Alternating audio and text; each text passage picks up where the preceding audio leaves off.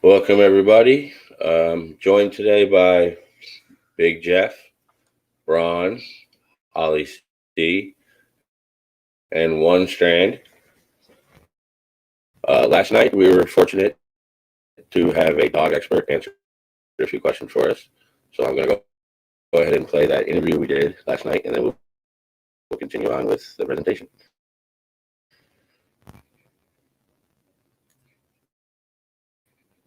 Ollie, I also have something very special with us. Yes. Hello. Yes. And Ron, would you introduce her for us? Yes, this is a friend of mine from a true crime server over there, and he has a couple of different jobs, but one thing that she's done that we don't do in the past and does as a consultant now is to work with dogs in MRA. So I'll let her explain what she does, but I'll ask her some particular questions, and then we decided it was probably best that we actually asked her in an interview kind of format so that we could just get kind of on record, because it's questions that keep coming up over and over again. So, Ness, can you just explain a bit about, well, how you started with the dogs and what sort of dogs you train? Oh, okay. Right.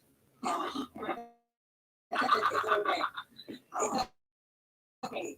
No, my son's godfather, he's an immigrant rights activist. He also worked for see, but he worked with a lot of different government agencies and dogs for his first love. He got into training them as a young canine officer, and he got to where he and I started doing experimental search dogs to do very specialized searches, and we specialize in deaf dogs.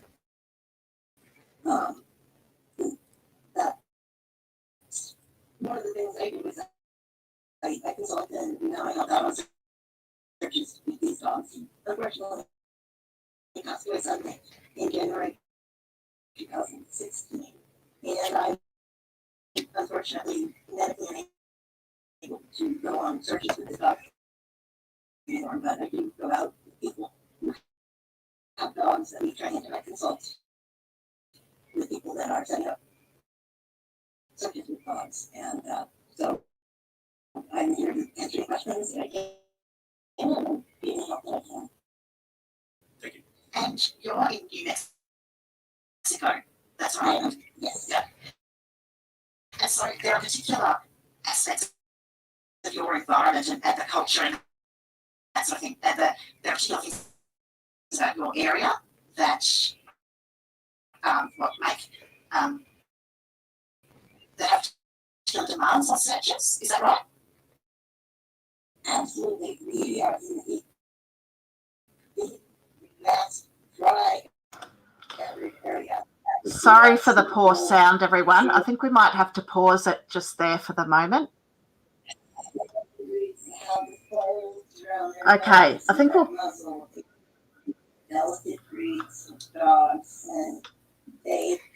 All right, we'll move on to what we're going to do then.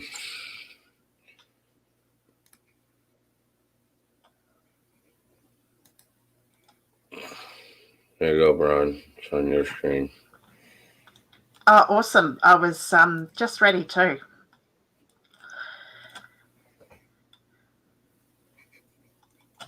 Excellent. So I've got some new reports to share.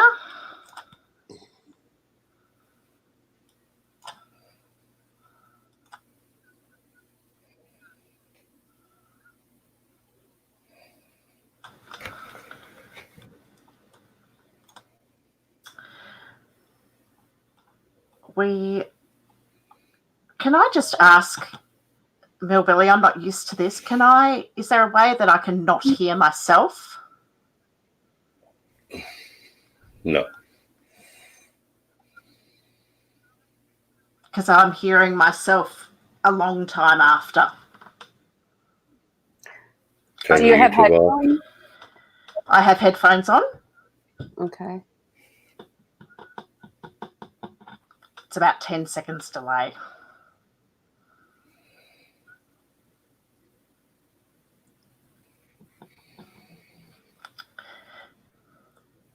Okay, we'll just make the best of it. So I did a FOIA report, and I'm just going to see if I can get this to work now. We'll do. So the aim was to try to get as many of the dogs' stuff as I could, and we got an operations procedure manual, which was actually looking at how the cadaver dogs are trained. You might remember there was a Great Lakes Search and Rescue report, which was it was about 8 pages long, but it was called Exhibit 46, and it had a combination of had one scent dog report, and it had 5 pages of the Great Lakes Search and Rescue, which was the cadaver dogs, and it had the front page was actually Loof's resume. So that was 3 different reports. We were actually missing the front page, the timeline, the roster, and 6 pages of maps. So we've now got those. We're also missing another entire dog group, which was Michelle Metzner's group, which is Canine Search and Rescue. We've also got the actual training resume of Sarah Fausk and Jodie Disher, which was for Loof and Raz primarily. And that's a combination of 4 and 5 there. You'll see my notes here. This is actually an email that I wrote to Kathleen Zellner. So Michelle Metzer wrote a 2-page report, which was included in the larger 32-page Canine Search and Rescue report.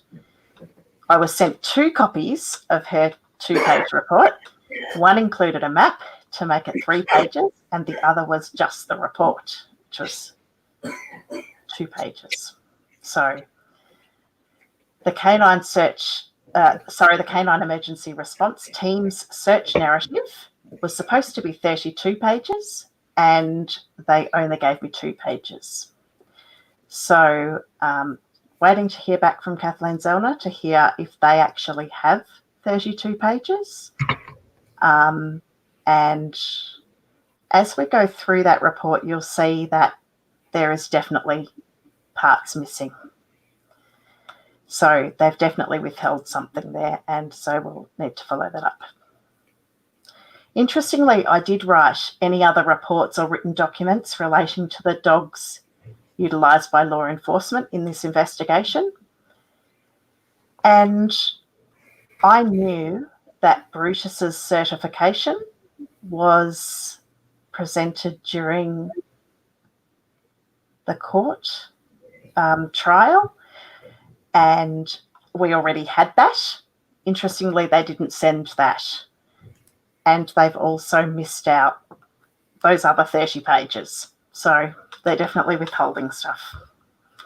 As well as the dog things, we've also got some narrative reports about Chris Avery, Susan Vetter, Doug Lays, a supplemental report from Brillion Police Department, and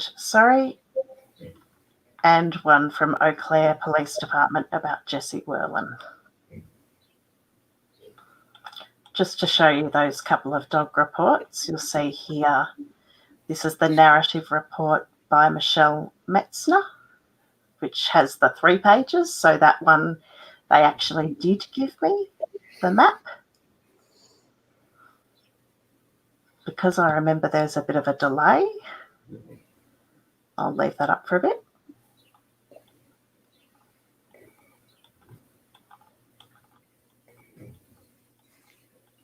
And then just scrolling down here. This is the one that says Canine Emergency Response Team's search narrative. 32 pages. But you'll notice that both times it just says 11/6/05. Yep.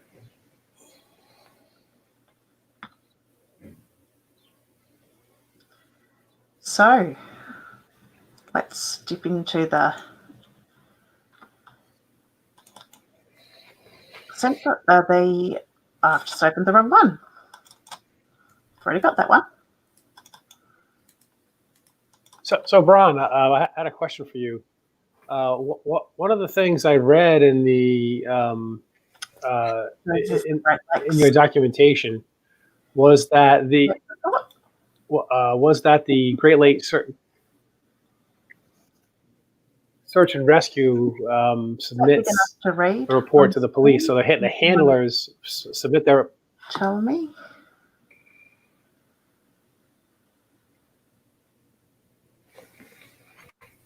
Yeah, I can read it.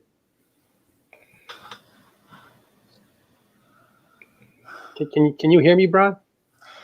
I can, but there's a massive delay.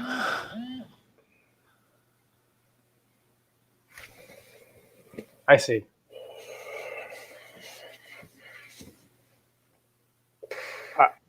So my question is, I read in your documentation that the way that the report is compiled is that the searchers send their individual reports to Great Lakes Search and Rescue, who then compiles a report to send in to the police department. Was that your understanding of it too? And does that possibly mean that some of the missing documentation is with this, private Great Lakes Search and Rescue organization? Do you know whether that organization still exists, and do they have that documentation, and is it open for the public to have? It's not that organisation that we're missing. It's actually a different organisation that we're missing it from. So, thank you. It's actually Canine Search and Rescue that we're missing it from. Thank you.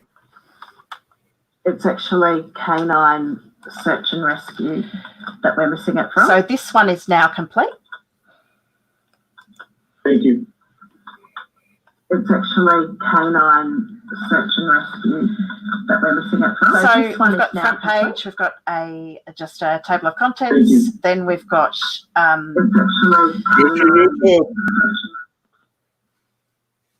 I'm sorry, I've got to turn my headphones down, so if you want my attention, you'll have to type in the chat.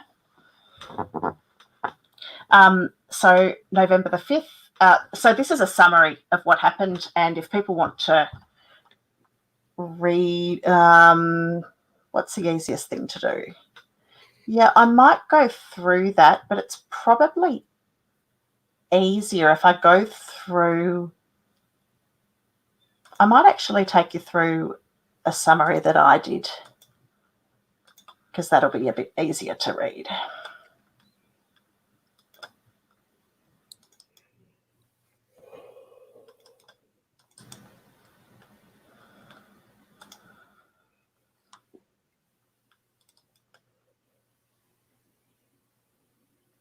I've got to think, and it's not a good time to think. It's the middle of the night.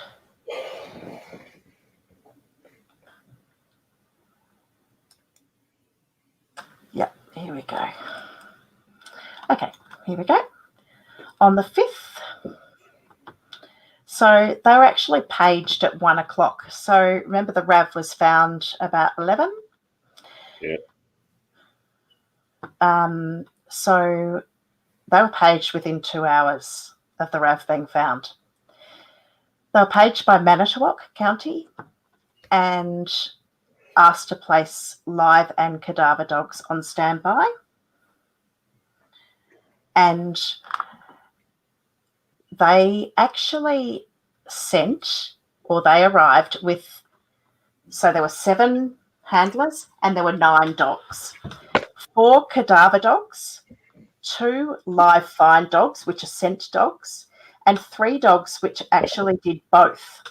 So you can see there that there were human remains detection dogs, which is another name for cadaver dogs. Then you can see there's a variety of different sorts of dogs. In a little while, I'll show you a different report which actually describes each of these different sorts of dogs and how they're trained and how they're a little bit different.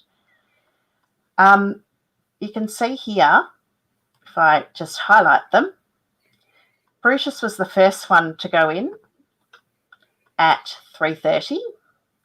Then I'm just going to highlight them, the ones that came in next. And you'll see a bit of a similarity. So they were all cadaver dogs. So every single one of these are cadaver dogs. So some of them were dual trained, but the only way you can access that scent specific training is to provide a scent source. And we know that no scent source was provided to any handler until the 7th. So just now we're looking at the 5th. So we're still on the 5th and we know that there was no scent source before that. So got dark around 4:45, heavy rain, they left at 7:30. Is it helpful for me to actually go through this day? Sure.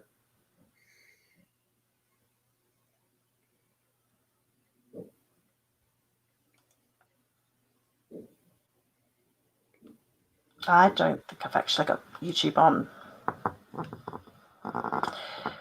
So, okay.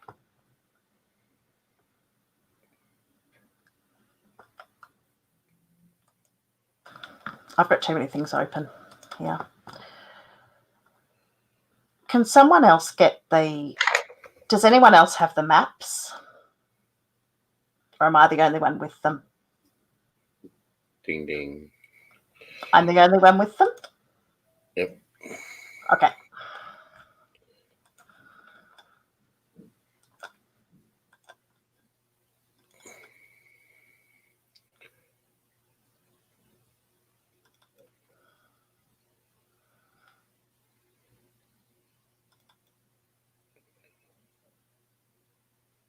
Okay.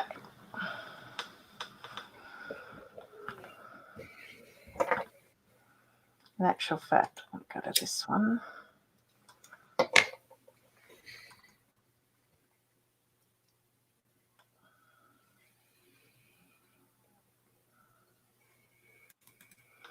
Yeah, I'm going to use this. Okay. So there we've got the cadaver hits or alerts on there. I've got a summary on here that I'm just going to read from a summary rather than the actual report, and I'll put out the full report and this summary as well because the summary is a bit easier to read. So Julie and Bob Kramer arrived on scene with Canine Brutus and Canine Trace. And I'm reading the wrong day, so I might go back to the right day. Okay, so we'll go from 2:45. They arrived on scene at the roadblock at County Highway Q and 147. So we're talking right up here, right up off my screen. And I can't get it anywhere near it. So right up the top here. Okay. So remember, we've got 7 handlers and 9 canine. 1 cadaver dog team was requested to proceed to the command post on the Avery Salvage Yard property. Really important to know that they selected a cadaver dog team. Canine Brutus was selected with handler Julie Kramer, backup handler Bob Kramer. So Julie and Bob walked around, and you can actually see them in photos where you see the dogs drive into the gravel pit. It was in the first lot of photos, about 1,000 photos that we got around September last year. And then there's a few photos of Brutus around the crusher. We might show those a bit later. Upon arrival at the command... Yep.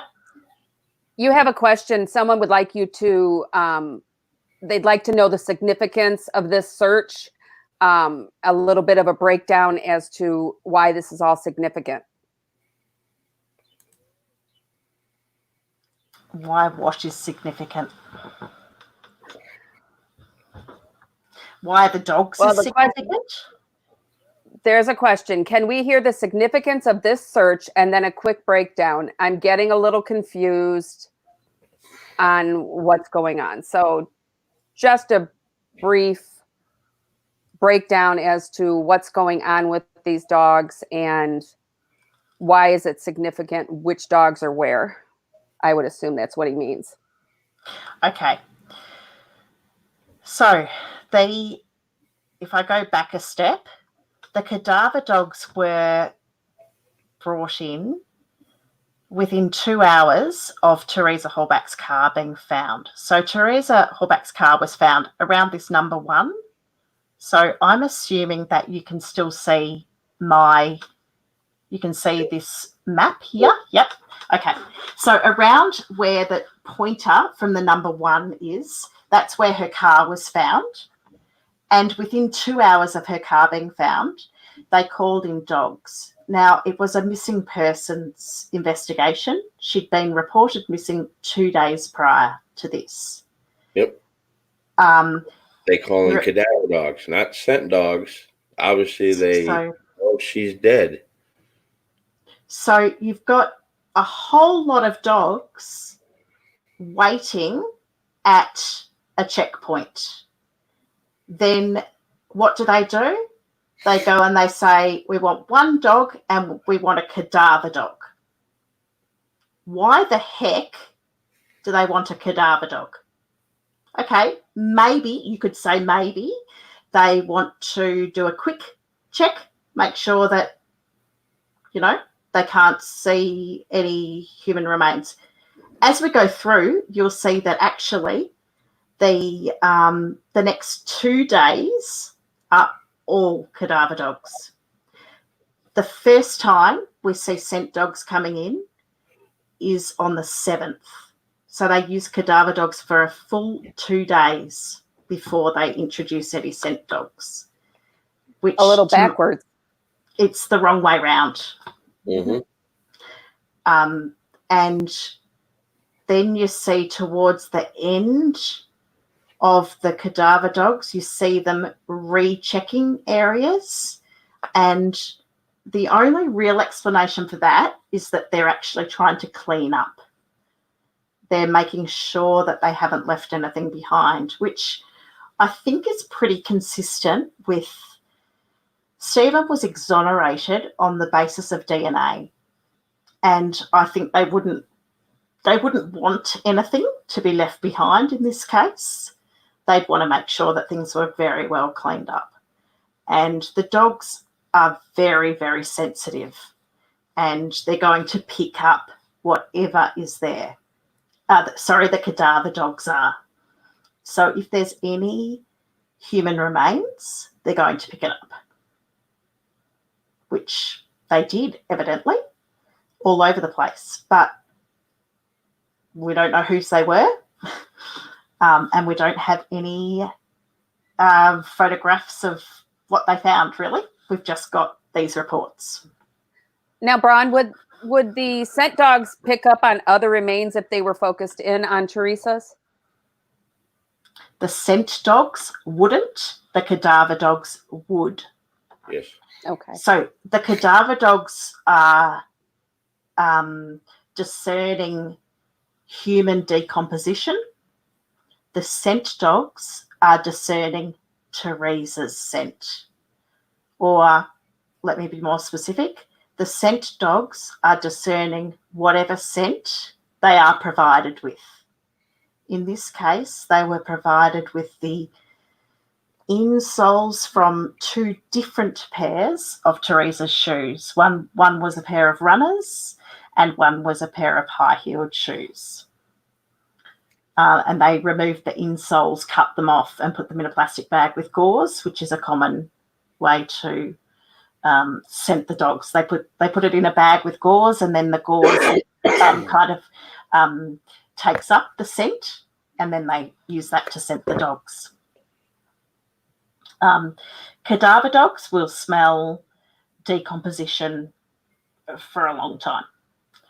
But we found out today that they will not smell it for example, 6 years.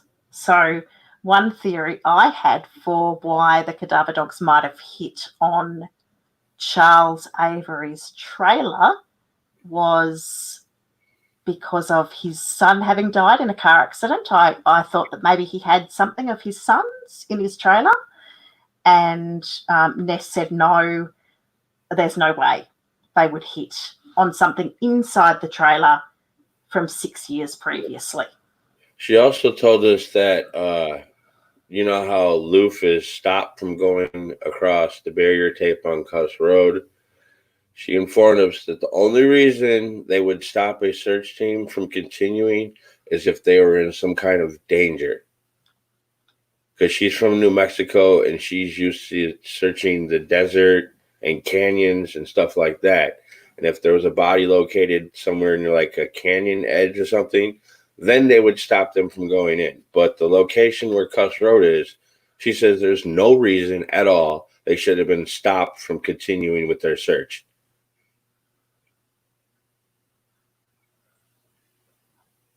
I can read the chat now. Do you know if they had visibility of the cargo hold of the RAV? Could they know for sure that Teresa wasn't in the RAV before bringing in the dogs? Given the large window in the back of the RAV, yes, they had visibility of the back of the RAV. Of course. I mean, one of the officers... Sorry, there's a huge window. The officer stated that he could read her name on a scan disc in the car. Yeah. So. And not to mention, they had possession. Are they talking about the dog, though?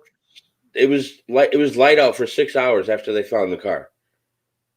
Why do all these pictures we are in the dog handler report? In the dog handler report, they say that the dog approached a tarped car. So if the question is, did the police have the ability to see it? Yes. Did the dog people have the ability to see it?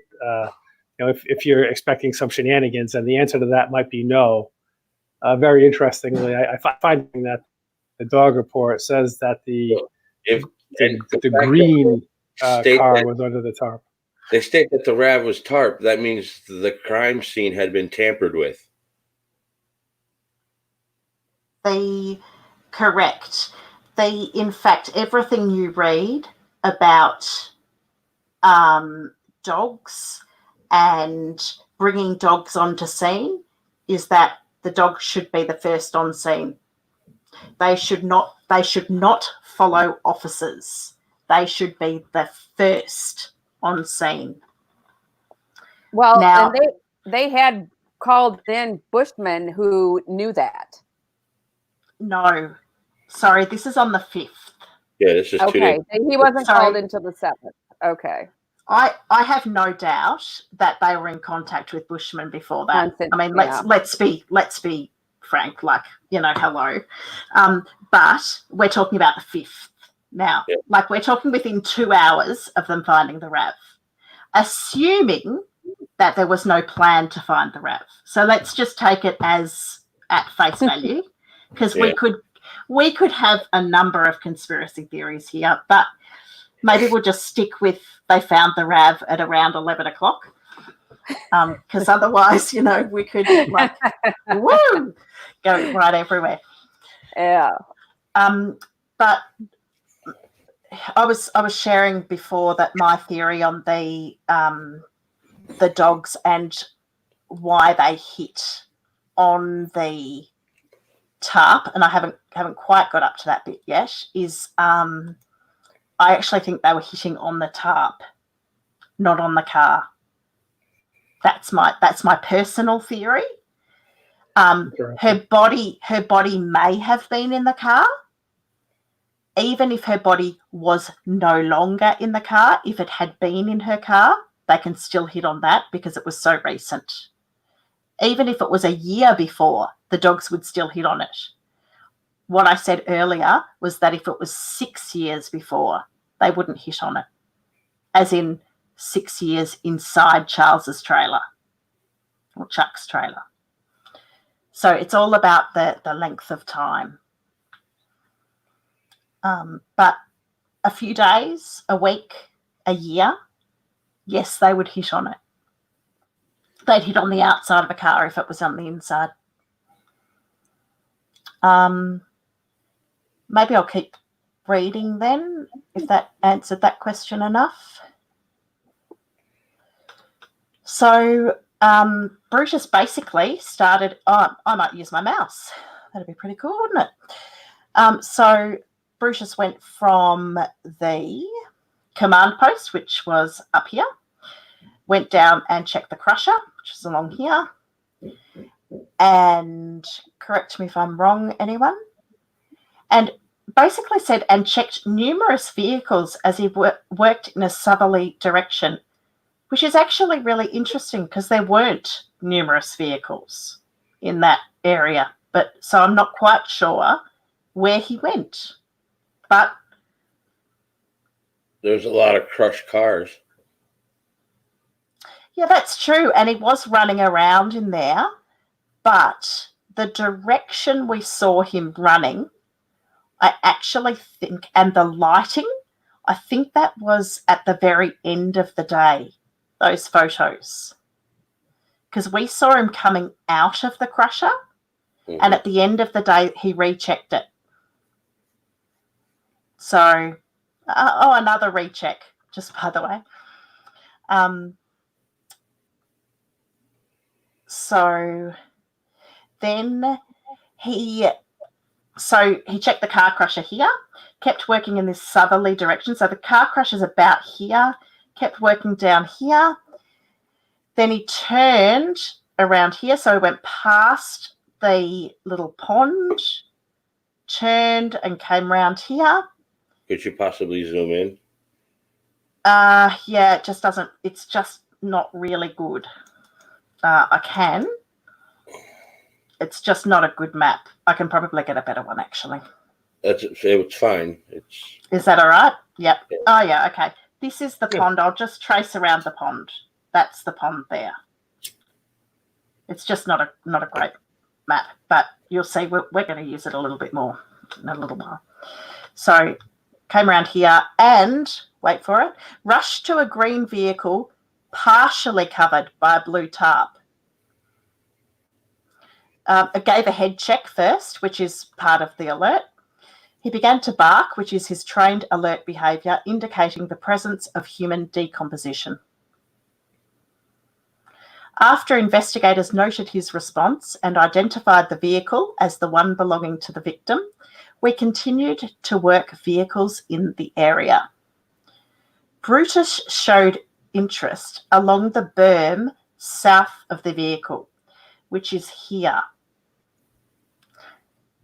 Holly, do you happen to have a photo that would work for that? I'm just wondering if I can grab one quickly to show you where that is. Actually, I can grab one from here and pull it across, I think, hopefully. No, I can't. I might have to do it another time. Okay. All right. So then they went basically down into this gravel pit here, and we're just, so the way that cadaver dogs work is they don't track like scent dogs. They basically race around, and they're basically trying to hone in on a scent. So they're always kind of trying to find the strongest scent, and they're really excitable. So he was showing interest on this berm, and if you've seen any photos, I was trying to find a better photo. It's actually quite a steep drop off there. And I remember Kathleen Zellner was trying to work out if she could drive the RAV up that berm. That's a strong memory that I have. We proceeded into the gravel pit immediately south of the victim's SUV, and while he seemed agitated, no second alert was given in that area. So that's here. Interestingly, that was where, was it blood that was there? CX.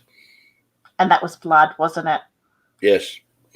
Yep. So that was where an area where he showed interest and agitation, but no alert. At the southern edge of the gravel pit in the western corner, I found that it's not the southern edge, and it is the western corner, but it's not the southern edge. The southern edge is down here. It was a very confusing way to describe it.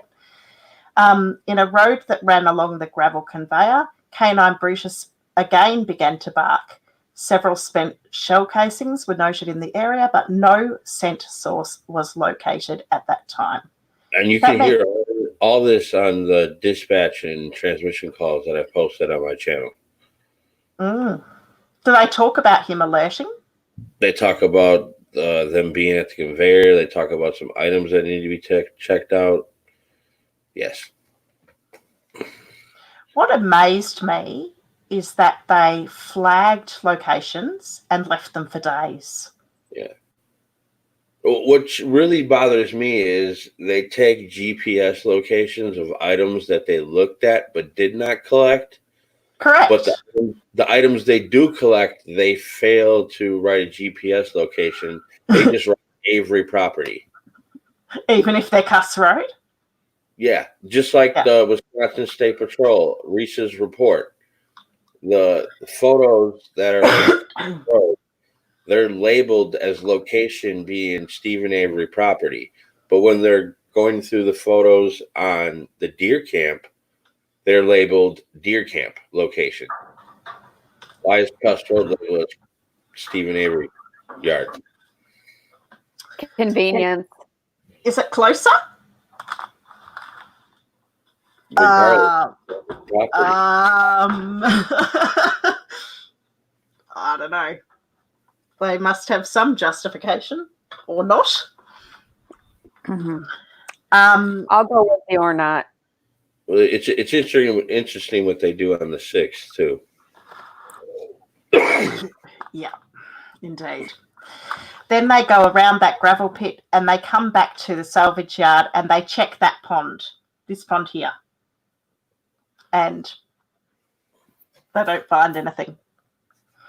And then they went back to the car crusher, like I said. Yep. And I think that's when those photos are taken. I reckon it's the second time they're there.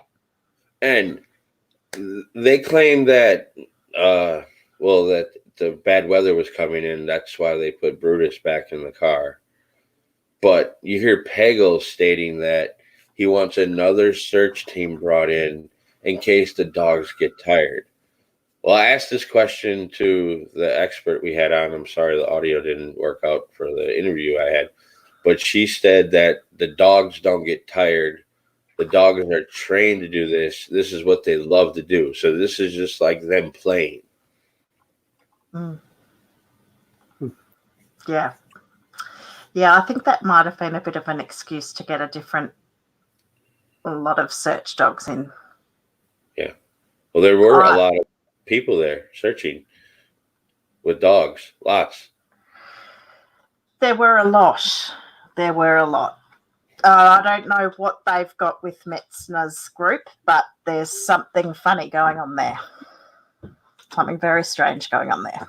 Now, was Bushman interacting with any of these handling teams outside of law enforcement? Do we know that? Not that it's reported. Not that we know of. Bushman only shows up on one day. He shows up at 7:48 a.m. accompanied with Todd Herman, and then he leaves about 4:30 and never comes back. Never. Kind of sounds like a cleaner. Mm. Did what he needed to do. Did I say that out loud? I'm sorry. Yeah, you did. Oops. Oops. Yep. I think 3. This hit here that's a really significant hit because there's another one that's almost in the exact same location, and that is not Brutus. That is actually Lucy and Trace, because once Brutus finishes over here, he goes back to the command post, and they let in 4 more dogs, and they let in 4 more cadaver dogs. So they've basically let Brutus go down here, around here, down around here, and then back to here. That's all he's done. Then they let in 4 more dogs. Braun, you have a question. Someone wants to know if all 7 of these are cadaver dogs. All 7 of your markers. Yes, I am only doing cadaver dogs at the moment. Yeah, Okay. We're still on the 5th. We're going to go through each day.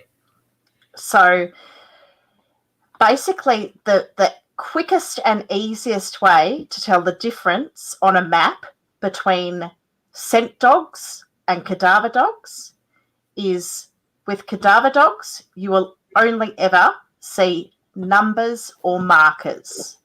With scent dogs, you will see lines and tracks, because scent dogs, and particularly the ones we've got in this particular case, they're bloodhounds. They put their nose to the ground and they're basically following the smell on the ground. So, like probably most people are familiar with the way a bloodhound kind of goes along with its nose kind of really on the ground. And it actually is pretty much trailing. They're called man-trailing bloodhounds. And that's what it does. The cadaver dogs, they don't make a track or they don't follow a track. They're actually they alert. So that's what these are. These are alerts. And so you don't have anything that links the alerts. So that's why there's no track between them. I could draw a track between them, but it's not significant in any way. Well, now that you've explained that, that's for somebody who's not dog savvy, that really is a huge help. Yeah.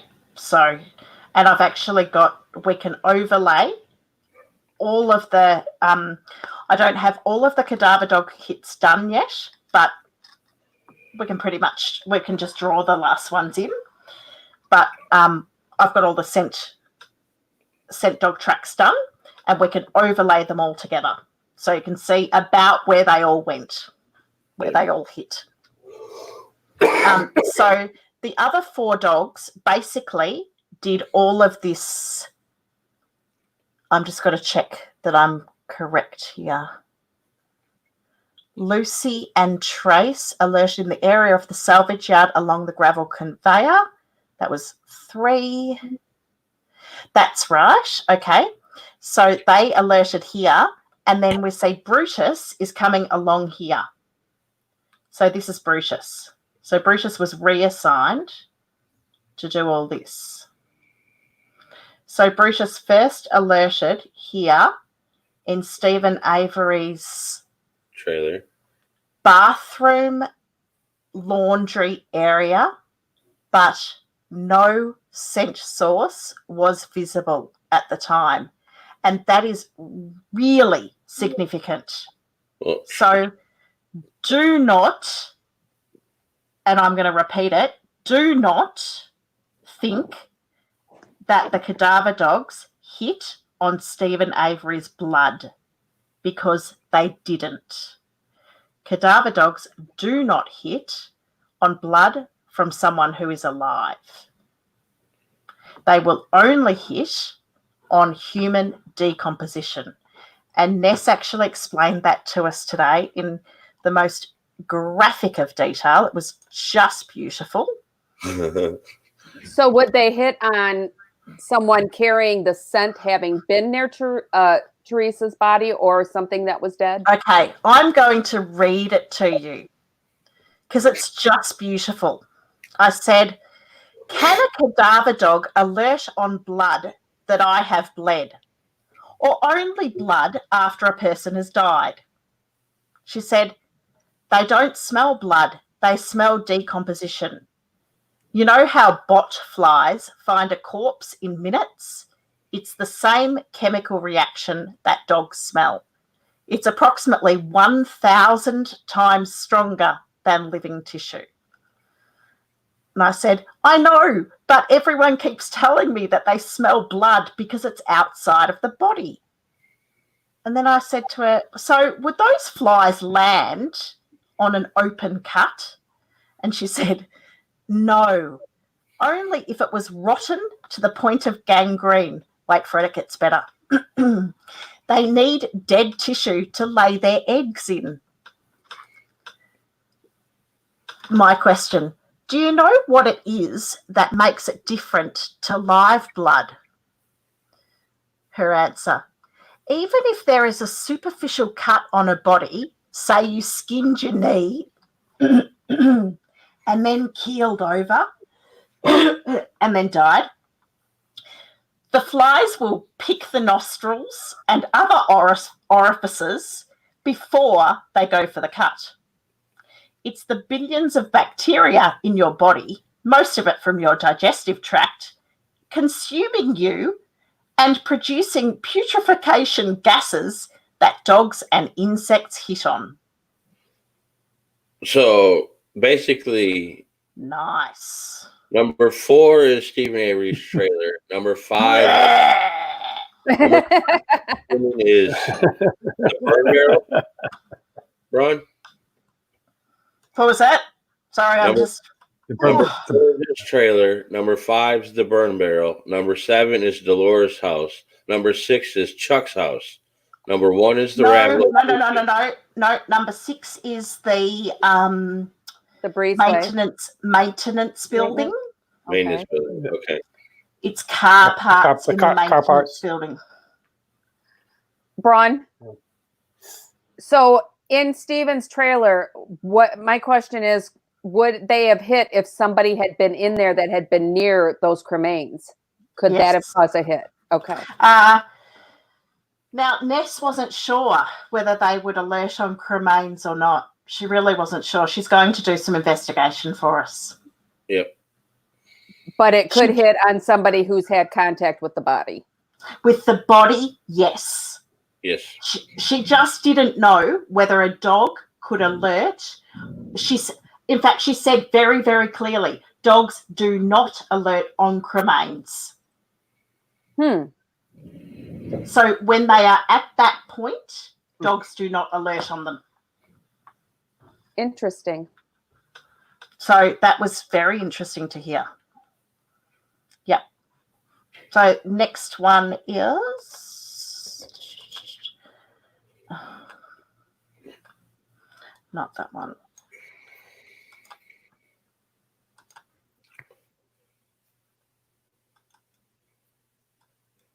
Okay. All right. So number 8 is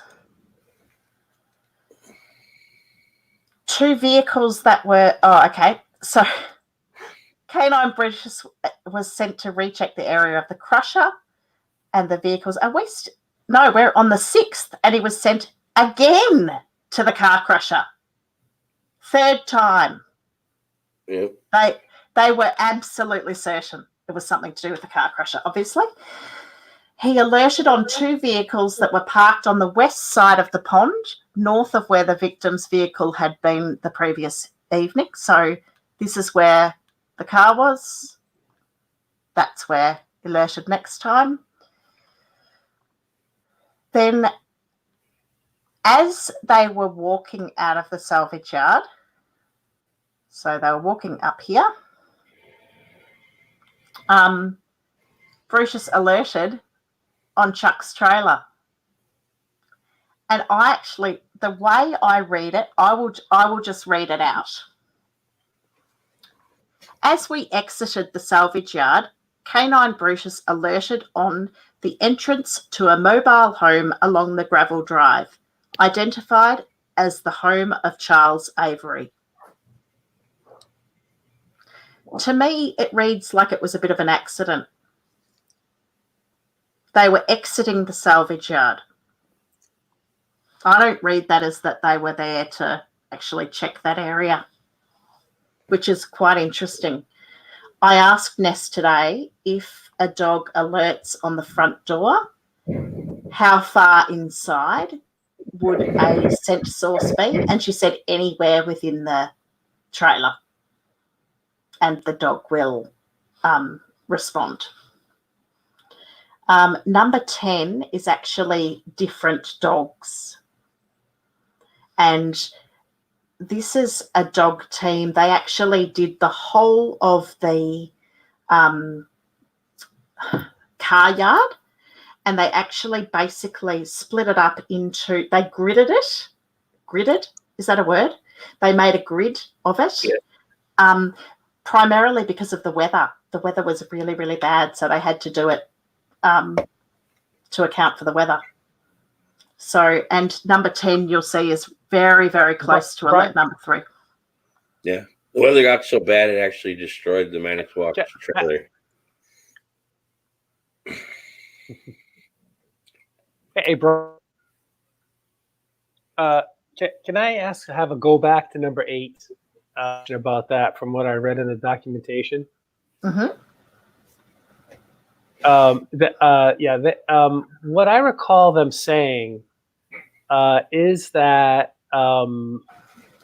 that he hit on these cars. These cars were sort of in the vicinity of where the RAV was. Mm-hmm. So they hit, and they found some. They said they found blood, as I recall, in the car. But that blood could have been caused by damage to the car, right? Isn't that what they said? Yes. And so what they're basically asserting is that someone died in a car accident, and that would be correct, based on your previous explanation, because that would be the only way they could hit on blood and be that. Now, that's right. Now, if I remember correctly, and Bill, you can help me out. Isn't that area of the salvage yard the place where they kept the old cars? Yeah. So what? So if I'm not going to hit on a, that car is like old, it's been there for a long time. Yeah, but who's to say that none of them vehicles had a death occur in the vehicle? If they're the old cars, they've been I'm assuming they've been there more than 6 years. Yeah. Were they the old cars, or were they the older model? Should be gone. Well, Stevens specifically states that where the RAV was found, that's where they put the old vehicles. That car would automatically stick out as a sore thumb because it's a newer vehicle. Across there, yes, but on that side. When you're saying older cars, are you saying ones they've had for a while, or is he referring to older model? He meant the old ones, didn't he? Yeah, older cars. Because you think about it, if you're running a junkyard, you're going to put your newest inventory towards the front because it's going to be more recent. People are going to be looking for parts for newer cars too. Mm. You don't want to put something that's very nice way in the back so that people have to get to it to see it. You want to put it up front. Next to it first. Yeah, and Earl even said that nobody goes down there at the pond area. There's nothing there but old motorcycles. Yep, that's on the What about the other side of the pond? I'm just trying to find a decent. There we go. And you would also think as many cars as was on that lot that there would be other cars that had blood in them that the dogs would hit on if they were hitting on dogs, not just the 2 that they were searching in the vicinity of. So it would be somewhere around here, I'm guessing. Yep. Mm-hmm. Somewhere around this area. Yep.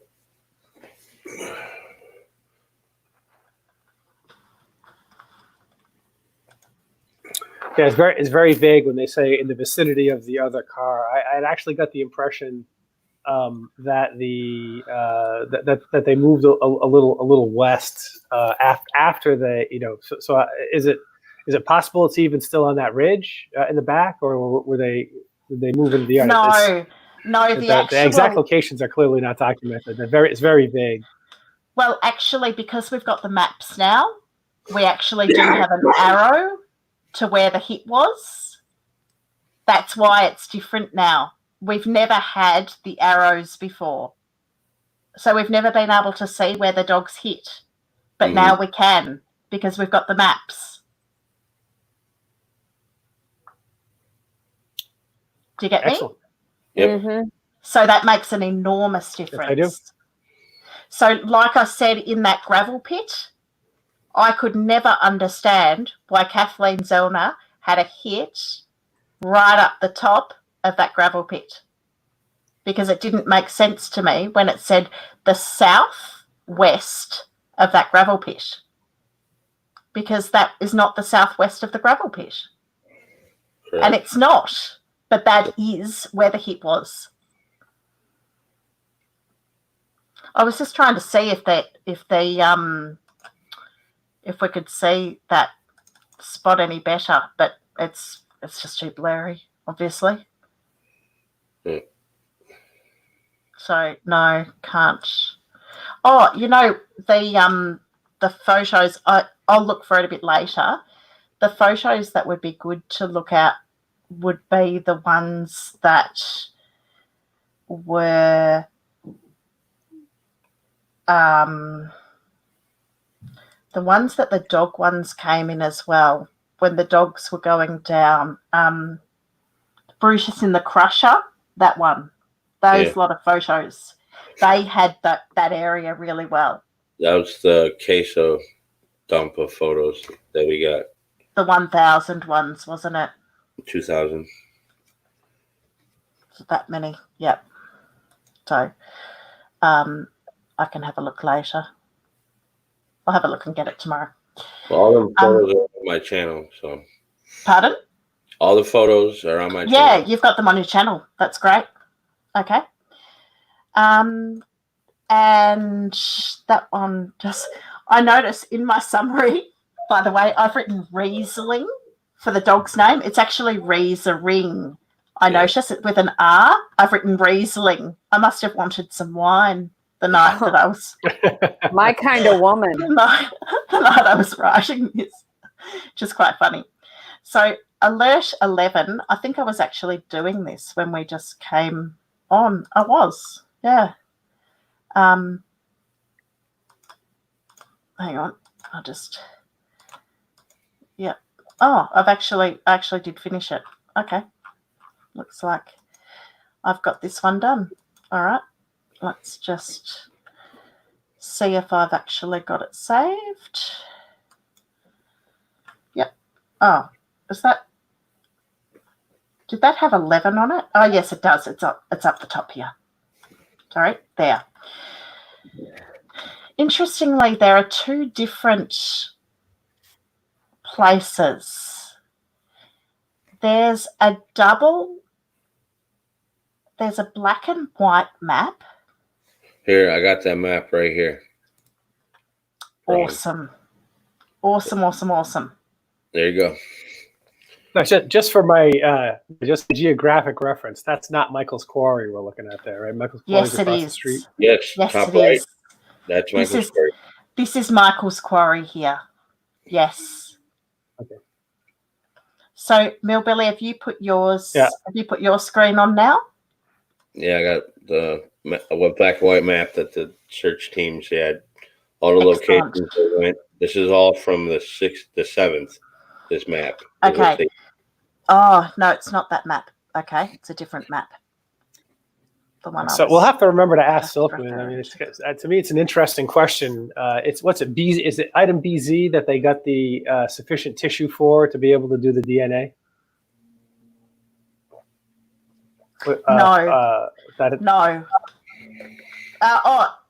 CX? Oh, no, BZ. no, CX is the sorry. blood sample. BZ, yes. Yeah, BZ. Yes. BZ. Yeah, BZ. Yep. Yeah. It's So, from so Michael's quarry. one wonders.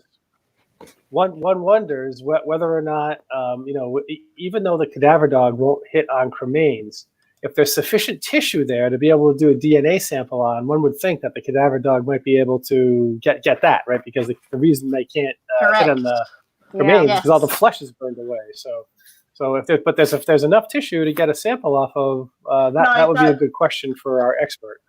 No, they hit on bones. They will hit on bones. It's that cremains are just so nothing. So cremains aren't bones. Cremains are, they're ashes. They're crushed bones. No. They're not even crushed bones. It's like ash is not wood, or ash is not coal. Do you know what I mean? It's like I do. Ash is not wood is probably the best similarity. So somewhere there's a black and white photo that I've got. I've always got them handy when I don't want them, but I don't now because they're on my phone. That's the problem. I usually use my phone. And there are 2 marks on this map right at the entrance here.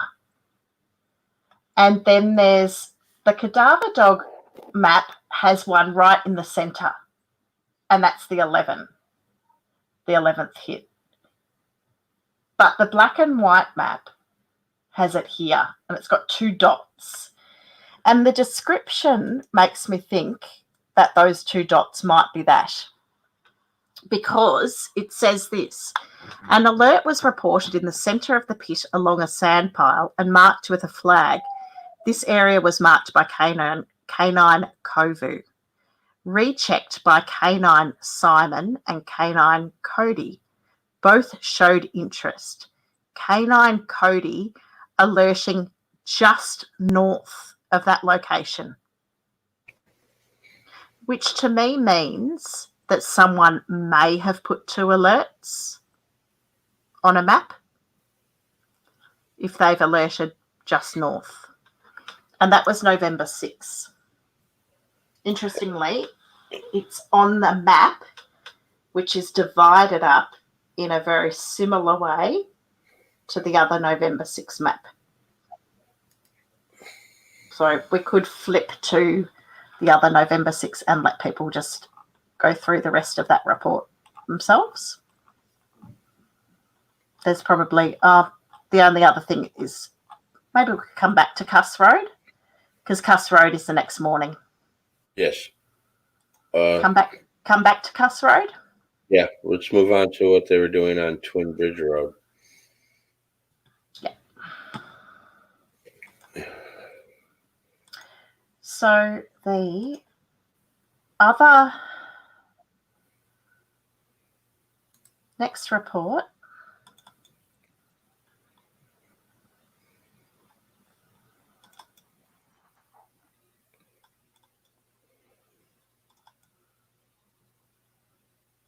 is Canine Search and Rescue.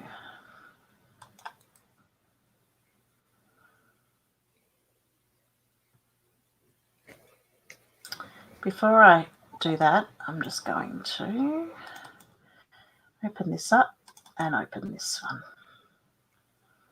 and just show this. So these are the different teams of dogs. So this is the Great Lakes Search and Rescue, and they were all cadaver dogs. The Midwest Canine worked with the Great Lakes Search and Rescue. Then we had the Canine Search and Rescue, which is what I'm about to go through, and that was with Michelle Metzner. Michelle Metzner used to work with Great Lakes Search and Rescue, but then went off on her own. There was a team that worked with Canine Search and Rescue, and they were from 2 different agencies. One was called Headwaters Search and Rescue Canine, and that's the one, Millbilly, you hear them talking about on the dispatch. That's the one. That's the morning of November 7th. One of the officers calls in the Calumet County dispatcher asking her to look up the Midwest search team out of Michigan, and they get in contact with them, and they do show up. I don't think it's that one. I think it's this one because they're highly specialized. Yes. Yeah, I think it's this Headwaters Search and Rescue. Yep. I have a question. Is this typical to call in these many dog teams on one case? No. No. Not at all. No. Oh, you should have heard the response to the dog trainer we talked to when we start, because she had no clue about this case. We started asking her questions about telling her informant how the coroner was barred from the scene and all the bullshit they did, and she was just like, "What?" And it just seems like overkill. It seems like overkill. No photos. The fact that they had no photos of anything they hit on. Uh-huh. Oh yeah, when we informed her that there's no photos of discovery, collection. None. Yeah, she was shocked by that. She was really shocked by that. Especially when I mentioned that the coroner was barred from the scene. One thing I did check is that we were right in our assumption that law enforcement is very much in charge. And yes, we are correct in that. So they have full say. So whatever they say goes. Manitowoc's the one that dispatched the search team to go to Twin Ridge Road. And the question is, Teresa Hallbach's vehicle has been spotted in numerous locations. East Twin River Dam, turnaround, the West Twin River Dam, turnaround, and Twin Ridge Road. They only bring the dogs to this area, not the other ones, just this one. Why? Weird, isn't it? Really weird.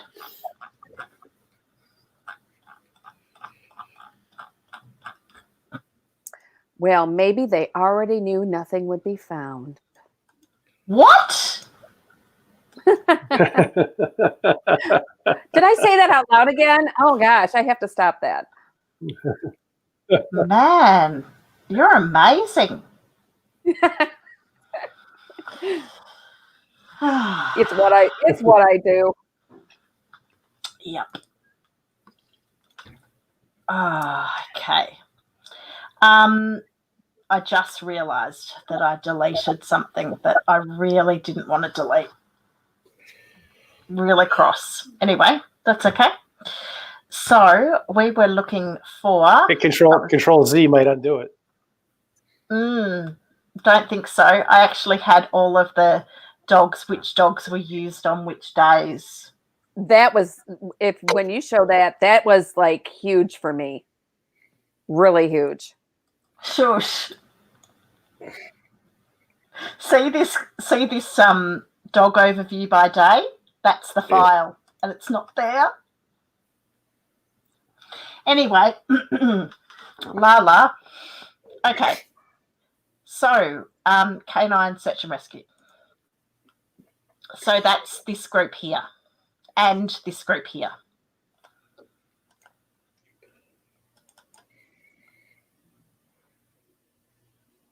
Let's go for read mode. No. What? Why did that fit to width scrolling? That's really wide, isn't it? Oh, well. Just read it. Okay. Oh, I love this description. Okay, so this is the 6th of November. Search for Teresa Holbach, spelt with an H. White female, 25, last seen 31st of October 2005. White button-down shirt, blue jeans, tennis shoes. No known medical. Well, I guess that puts pay to the idea that Brendan was being asked because she had a medical condition. Just saying. Weather, sunny, partly sunny, windy, northwest 15 to 20, whatever that means, lower 50s, whatever that means, because I'm from Australia. Teams on scene. Yeah, I know. So Michelle Metzner and Canine, Phil Popke and Canine, Penny Leader and Canine, Howard Kieslewski and Canine, Rachel Abney Bruns and Canine, Randy Bruns, Base Operations and Field Support, Mutual Aid Team, Jeff Benzo and 2 Canine, and he's from the, so that's a water specialist, dog team, Chris Harrington Field Support from, that's Wisconsin Technical something and something and something, and Bill Schultz Field Support. Now, interestingly, who is not written on here, but who signs in the next day from that same organisation is Sean Metzner, who is Michelle's husband. I just know that from a newspaper article. Search information. Teresa Holbach, with an H still, was last known to be on the property of Mr. Avery at the Avery Salvage Yard taking pictures of the van he was trying to sell. Her vehicle was found on that property by family searchers. Hang on. Family searchers, not volunteer searchers there. On Saturday afternoon, 11:05. Cameron God was her cousin. Hang Cameron on. God was her cousin. Hang on. What? Found on Saturday afternoon. Wow. Oh. Okay. So the dogs must have found it. Interesting. Searchers That's then. not the biggest bomb in there, is it? The next. No. Searchers then began looking around the adjoining property. She has no known medical conditions. This is funny. Was last seen wearing a white button-down shirt, jeans and tennis shoes by family members. Which one? Was she really? Which family member? Which family member one? last saw her I'd love to wearing know those things on the 31st? Unless she's related to Bobby Dassey. Oh, wow. Or Scott. Schmitz couldn't really remember what she was wearing, right? Oh, no, he gave a the only one who gives a description. Summer jacket. Or was it a spring jacket? Can't remember. Well, wasn't she supposed to go to her mom's to pick something up? She was, yeah. I was on her day planner. Yeah. So yeah. That's very interesting. Isn't it? First teams on scene were Michelle Metzner and Jeff Benzer. We were briefed and led to an area of wooded land off Kruger and Twin Bridge roads. We were assisted by a deputy from Manitowoc Sheriff's Department. Have you got that map there, Millbilly, or shall I put it up? I got it. Keep reading. I'll keep reading if you switch to your screen. Did already. A woman had reported seeing a vehicle, possibly matching the subjects, on Friday, 11/4/05, 4th of November 2005. It sat at that location most of the day. Actually, I remember that saying that it sat there during the day but was gone at night. That's what it says in queso. And I thought it actually said that it was there during the day during that week but was gone at night. But I could have that wrong. Michelle and Canine Radar, along with field support Chris Harrington, searched the wooded area to the west of Kruger Road. They noted several piles of debris, but no indications were made by the dog. They saw no visual indications of the subject in the area. Search ended about 15:30, so about 3:30. And they started at, do we know what time? Nope. Okay. Phil Popke and Canine Reba searched some autos. What? What did I do? Are you laughing at Millbilly? We don't know what time. No, I'm laughing because we don't know what time. Oh, fair enough. Yeah, what a surprise. Phil Popke and Canine Reba searched some autos and debris piles in the salvage yard. They were assisted by Deputy Wendy Baldwin. Of course they were. They also cleared some areas of overturned dirt, as well as outbuildings near the double-wide trailer. Where's the double-wide trailer? Is that the one near Stevens? Does anyone know where that is? Is it that what? Is it that white one that was temporarily parked there? No, that would be Chuck's trailer, double wide. Just like Barb's is a double wide. Okay. Is our single. Okay. Yep. They reported no areas of interest by the dog. Search ended about 4:20 p.m. Penny Leader and Canine Nikita and Rachel Abney Bruns and Canine Langley searched the wooded areas to the south and west of the property as marked areas number 1 and number 3 on map. They were assisted by Lieutenant Kelly Sipple, my favourite. They also reported no areas of interest by the dogs. Search ended about 4:12 p.m. Howard Kozlowski and Canine Ellie searched the wooded areas marked as number 2 on the map. They reported no areas of interest by the dog. And we've guessed that the black and white map with those numbers on it is the map that this corresponds to because it matches in lots of ways. Oh, yeah, more than one. And this is, it just keeps matching. Search ended about 4:45. So it must be getting dark now. And another note to thing. This map that you're looking at is from Manitowoc's evidence. Calumet went and took pictures of their evidence and then submitted it. They didn't actually take the documents that Manitowoc had. I'm still laughing at your renovation happening, Millbilly. Yeah. Jeff Benzo and Michelle Metzner were then reassigned a gravel pit and pond area marked as number 5 on the map. Teams were assisted by Deputy Schultz and Deputy Baldwin. Again, the entire gravel pit area was searched with no signs of the subject or areas of interest by the dog. However, a bucket of pool chemical was located and it appeared to contain maggots and some organic substance. Excuse me, it's getting very, very, very late or early here.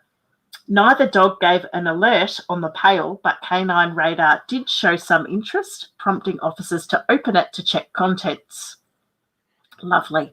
Search ended at about 5:45.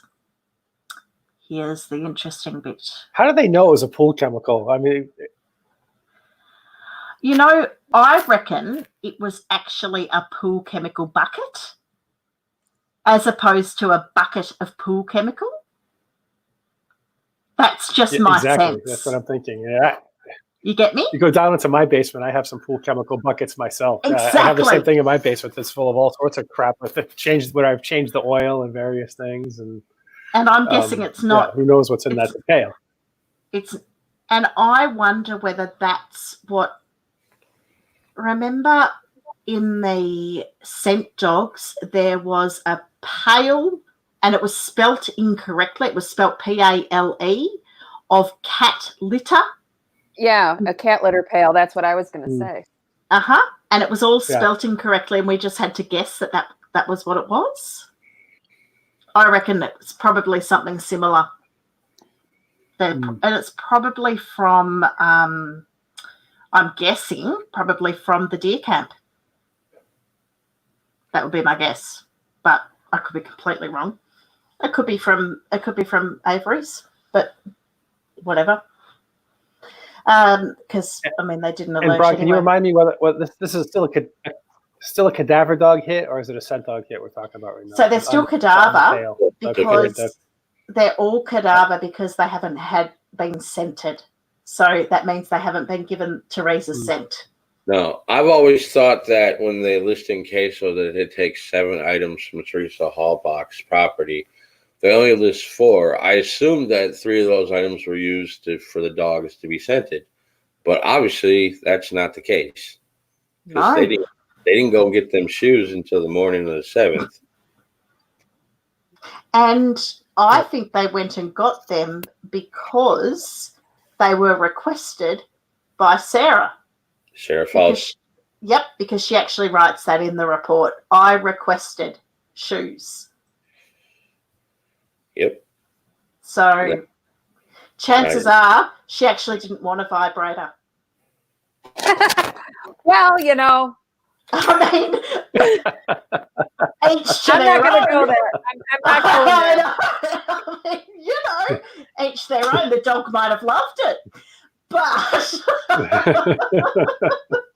Yeah. They may have been a little more excited at that point. I'm just going to go there. God. I really should not do this in the middle of the night. Oh, no, we're loving it. Please, trust me. Okay, let's get on to the good bit. Before clearing the scene, Agent Zhang from the State Crime Lab approached asking for a dog to confirm an area that had a sample that came back as blood taken from it. Rachel Abney Bruns with Canine Langley, Michelle Metzer and Agent Zhang proceeded to the gravel pit. Canine Langley did alert on the excavated soil. However, he gave no indications of interest on the larger pile of stones. It was recommended by handlers that more digging of the area may be warranted due to conditions and the area rechecked in the favourable light of day. Team cleared the scene at 6:42 p.m. Remembering that it gets dark around 4:45. Yes. So it was very, very dark by then. So they're right. I mean, it did need to be rechecked in the morning. So I assumed that Great Lakes Search and Rescue must have checked it. But, and this is what you were talking about before, Jeff, this report was compiled with facts from all reports submitted by handlers working the scene on 11/6/05. Individual reports can be obtained by calling Canine Emergency Response Teams coordinators. So, yes, if they are It still... It would be interesting to see if there was a lot of editing on, to get it down, or if there's more detail on those individual reports that they sort of snipped away that they didn't think was relevant that we might think is very relevant. Well, I think that they're probably... There may and there may not be. I mean... Yes, it would be very interesting to know. I suspect, though, that the other reports are about different things. Well, were the full reports even provided to the jury? No, not to the... This was not even provided to the jury.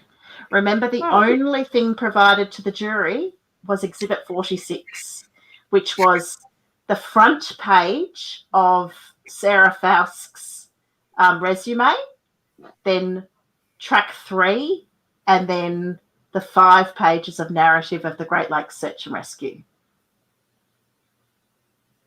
That's it. So everything that we had up until the scent dogs is all that the jury had as well. And this is the brilliant map that was provided to us. I mean, I'm quite astounded by this, really. You want to go over about how you FOIA'd these documents and what happened? So for the people that are just joining now. Yep. Okay. I'll flip back to that in a sec. I just thought I'd show this brilliant map. which was really useful. But it actually does have something really important down the bottom here. So I will just zip down to the bottom here.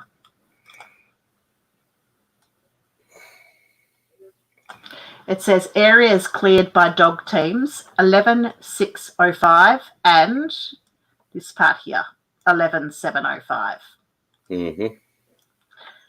So we know that they were actually back on the 11th of the 7th, and I will show you I'm just going to go to here. Somewhere, somewhere she says. I know, just chat amongst yourselves. It's here. No, it's not there. It's here. Evidence, come on. So something else we discussed last night, if let's say the dogs hit on something and after the dogs leave, officers may or may not have time to kind of excavate or find out what exactly is there. Say if there was something there and they removed it, so the dogs maybe would or wouldn't hit on that same spot the next day. Yep, that's what, I mean, that clearly happened on Cuss Road. Definitely happened on Cuss Road. I'm going to use the term cleaner again. Allowed? Cleaner. Just a cleaner. You said it allowed. I know. Allowed again. Yeah. I can't control this thing. It's got a mind of its own. Okay. Well, you said it. So here we go. On the 7th, we know that Jeff Benzow signed in. Actually, I could go the other way and say that I actually remembered seeing these names on this group time log and recognise the names as being linked with the dog, with the canine search group. That's how I clued into the fact that they were there on another day. And sure enough, they are signed in. So this is all, that's the 7th there. Am I back on my screen? Yes. Beautiful. Okay, am I back on my screen? I know I'm on my screen. This is also Jason Jost's incident group time log, and it says Redance Pit, north of main entrance on County Highway Q, area of trailers. And if you zip back to yours, Millbilly, and it says number 4 on the top left-hand corner, dog search. And if you go back to the black and white. Yep, right here. With my mouse, I'm circling it. This is where Jost was, area number 4. Before, when I first looked at this map, I didn't know what any of this writing means, but now it's all very clear. Yeah. And that's so close to Stevens. I'm just, it all makes sense. Yeah, what about how he killed her? Oh, yeah, because he's going to go that far. Yeah. No. Well, it's interesting, though, because remember, Bobby lives next door. Just saying. Yeah. And Chuck and Earl. But, a lot of people have some unanswered questions. Yep, that's right. Absolutely.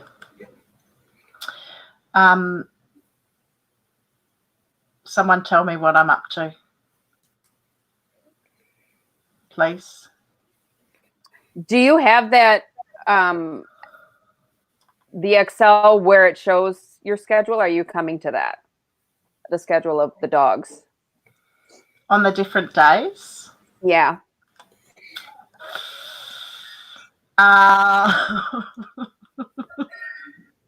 I wasn't actually joking that I deleted it. One. No way. Let me see if I can find it in the. Did I screenshot it? In the I chat. don't know, but I thought it was in the chat.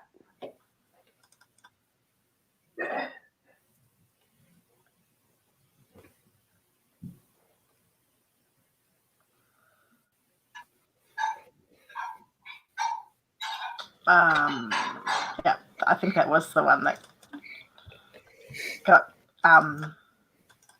donated to the recycle bin. Is it still in your recycle bin?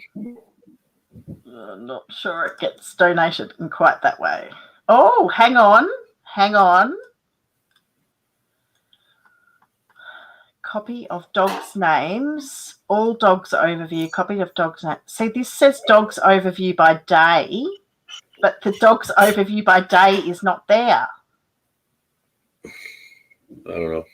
Millbilly, I'm going to send it to you. I found a partial of it. You Can I probably better send? send it to Braun. Okay, I'll send it to Braun.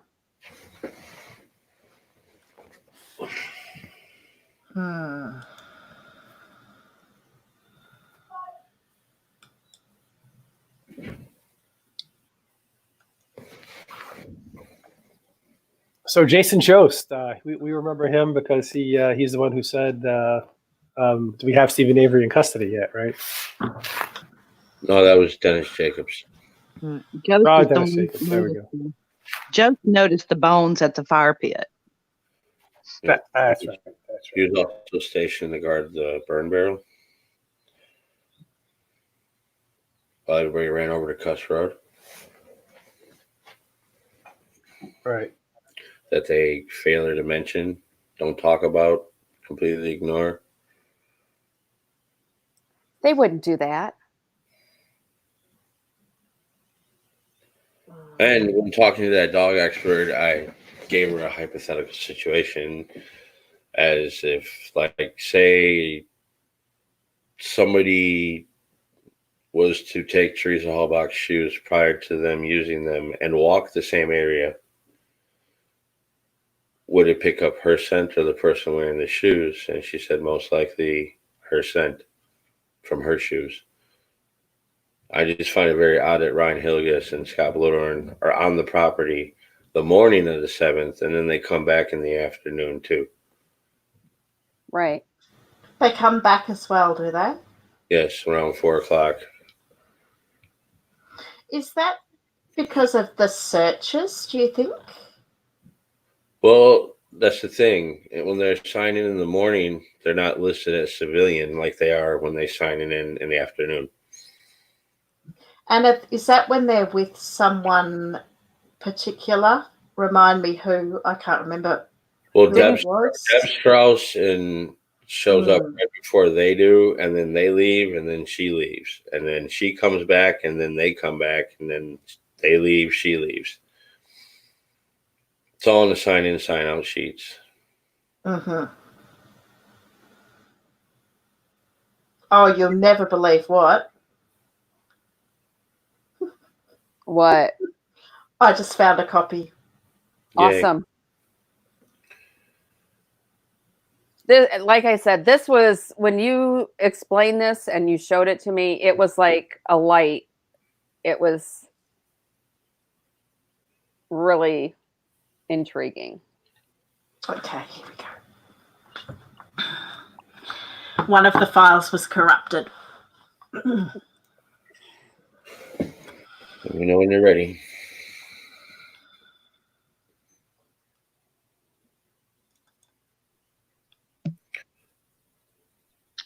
While we're waiting on her, on the 5th, about 5:30, going through some reports, I noticed that Julie Kramer and Sipple, Remaker, and a guy named Special Agent Hunsader all met at the burn barrel at Stephen Avery's residence on that first night. They were all standing around this burn barrel, and nobody even thinks to look inside of it.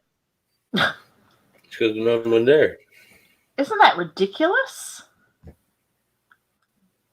That is crazy. Nothing to see here. Okay, here we go. Beautiful. Oh, look at that. Yeah. That's weird. Okay.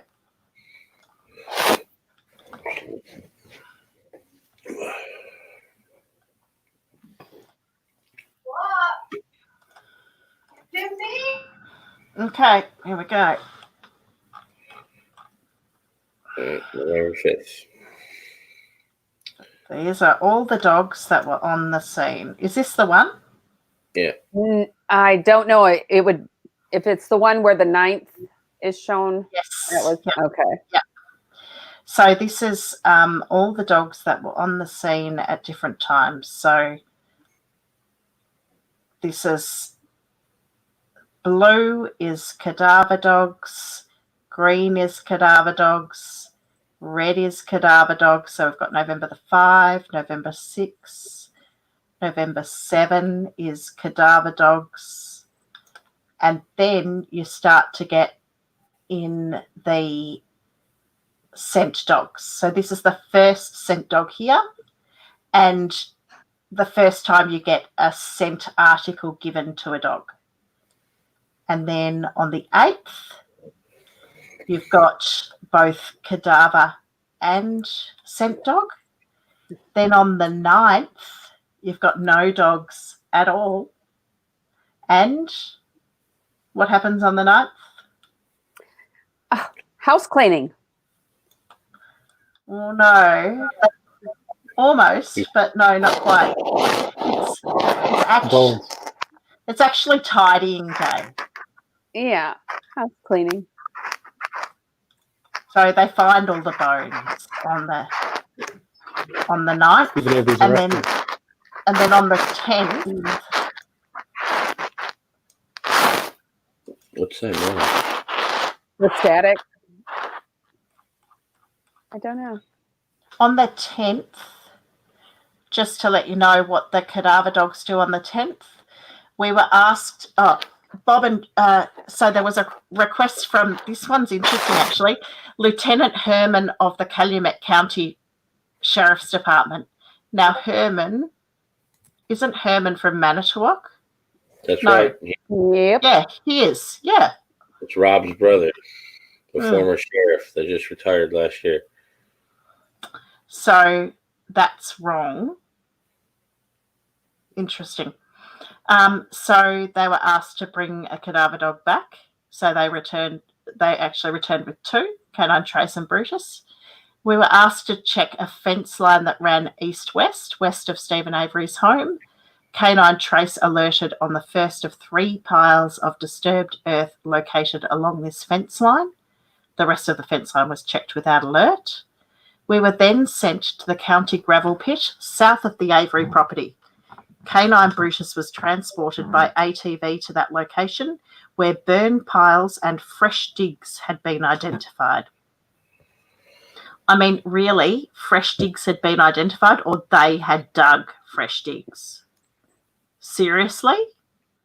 Mm-hmm. Anyway, we checked several areas in the gravel pit and fresh digs in the walls of the pit without interest from the dogs.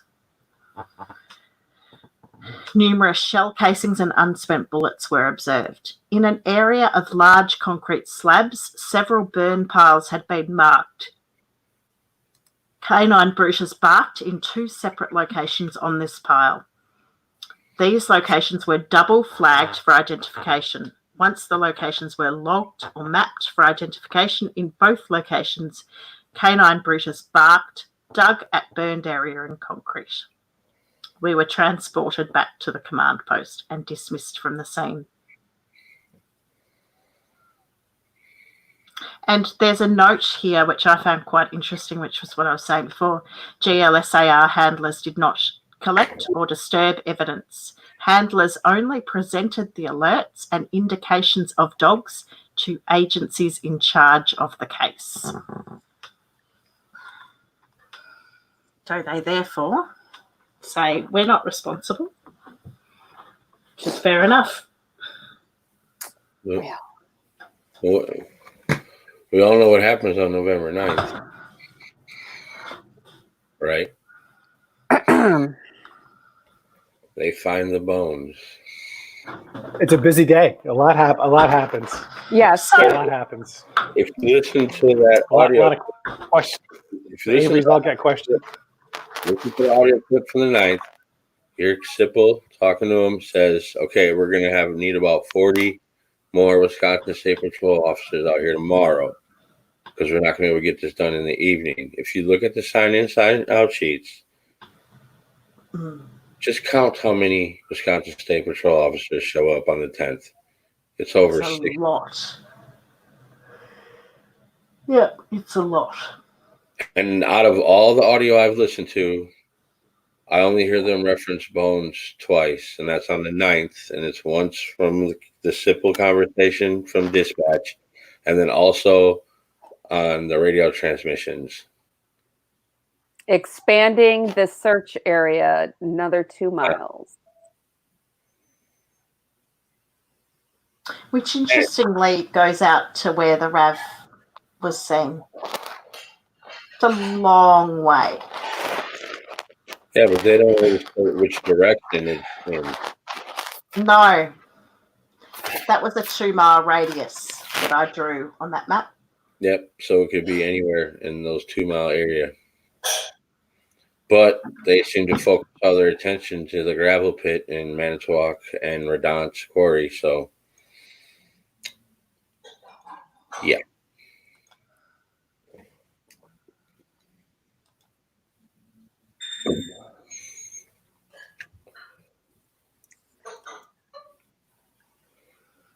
I'm just wondering whether we could have a look at the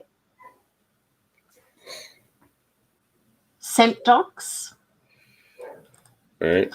Where they alerted. Yep. I might try to. Did I just?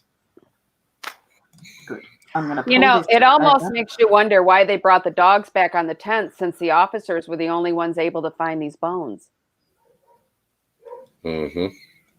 Making sure they didn't leave anything behind. They probably needed them to show them where to look. Don't you think? Yeah. Yeah, sure. They had no idea on their own. Are we saving Brutus's last step for later? Is that what we're doing?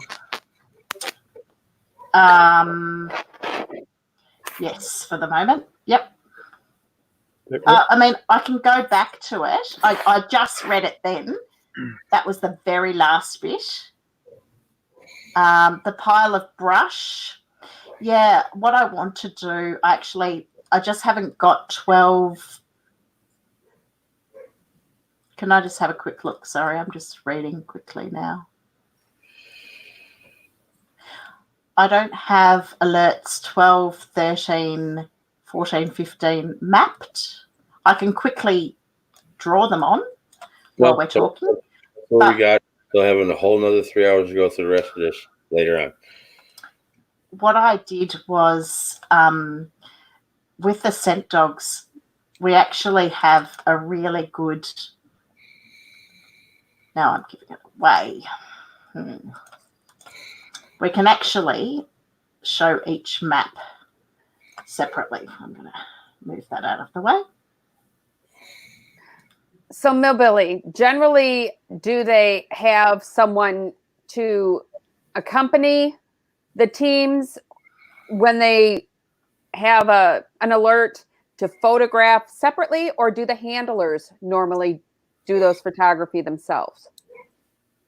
Probably the evidence checks. That'd be their responsibility. The law enforcement should be doing it. Which, if it's Calumet, it's going to be Tyson or Kacharski, because Jeremy Hawkins is stationed to watch the items that are in the Calumet County storage garage. But Andy had a camera, didn't he? Yeah, that's Manitowoc. Yeah, come on. You can't get anything from Manitowoc.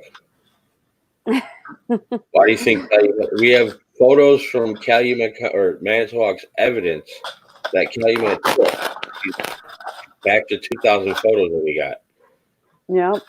They're going. If you look at the photos, they have pictures of them outside the evidence room. They then go inside. They take pictures of the pictures they had, the aerial shots. They also take pictures of the package that had Stephen Avery's blood in it.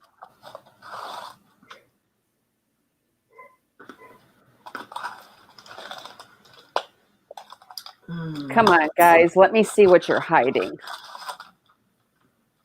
All right. Let's go for the, I'm going to pull up the search, oh my gosh.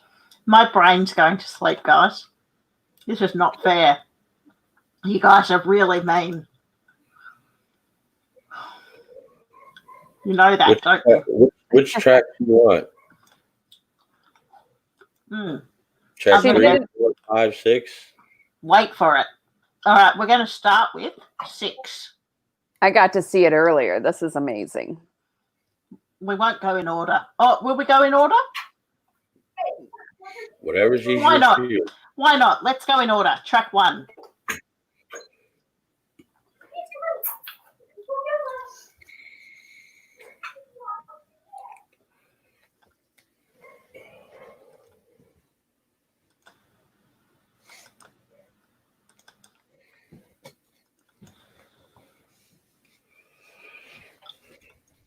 So as you're calling that up, there's a comment / question in the chat that says, had anyone answered why they brought the dogs at all?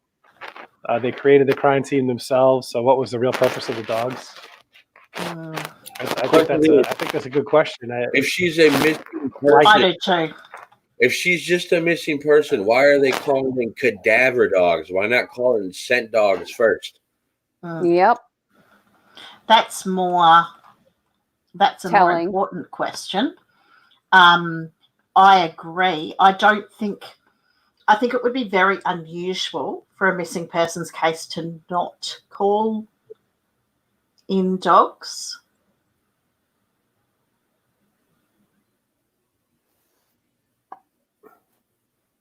I could be wrong. And But another thing. But you're looking at a reasonably young person. Yeah, but there's reports of her car being spotted in 3 different locations, and they go to the one that's least significant and don't go to the other. There's multiple sightings of it at the turnaround. There's only one sighting of it at Twin Ridge Road.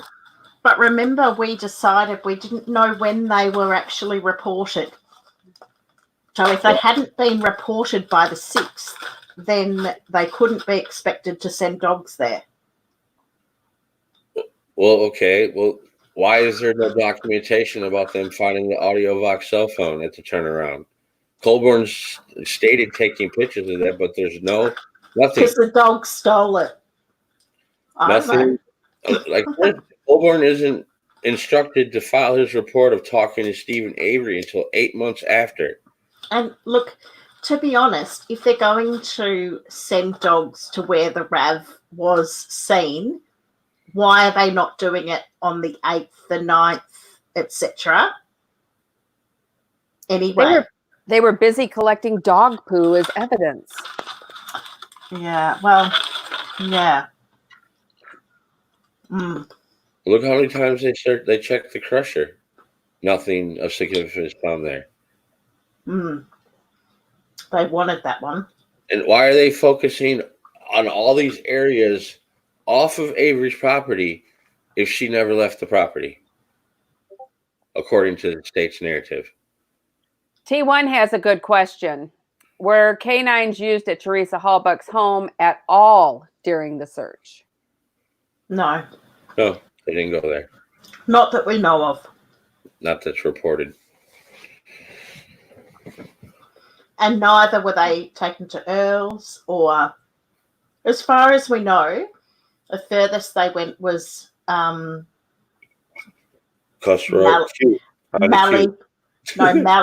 Malley property.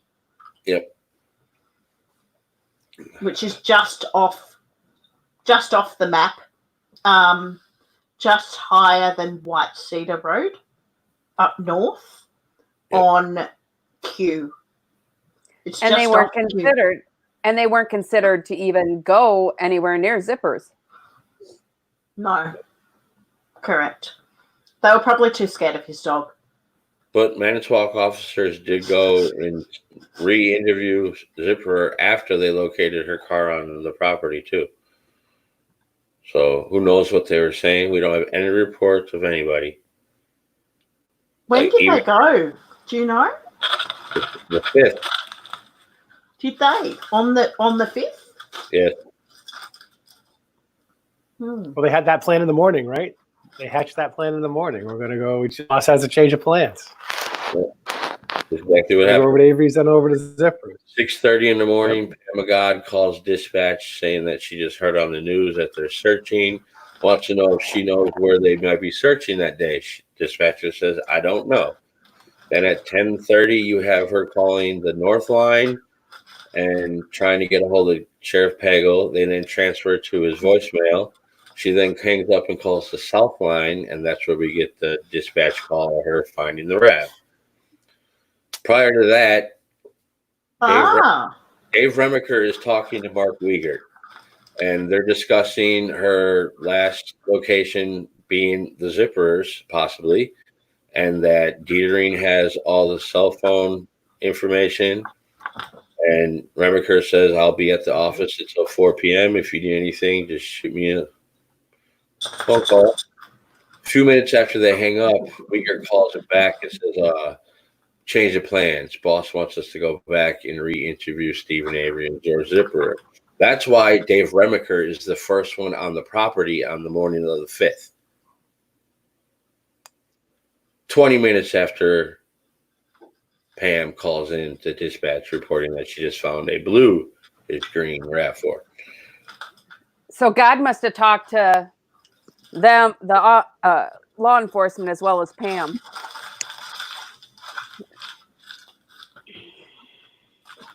Yep. Yeah. I only just found out from reading something that Wendy Baldwin went from All right, who's got the static? I think it's Jeff. Let me, I'll mute. Jeff, you're static. I only just found out that Wendy Baldwin was asked to go out and tell Tom and Karen that they found Teresa's car. And do you know what she did after that?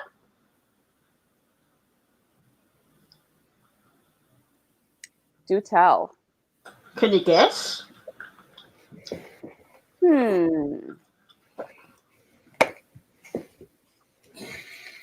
She came back. No, she came back and she parked her car outside.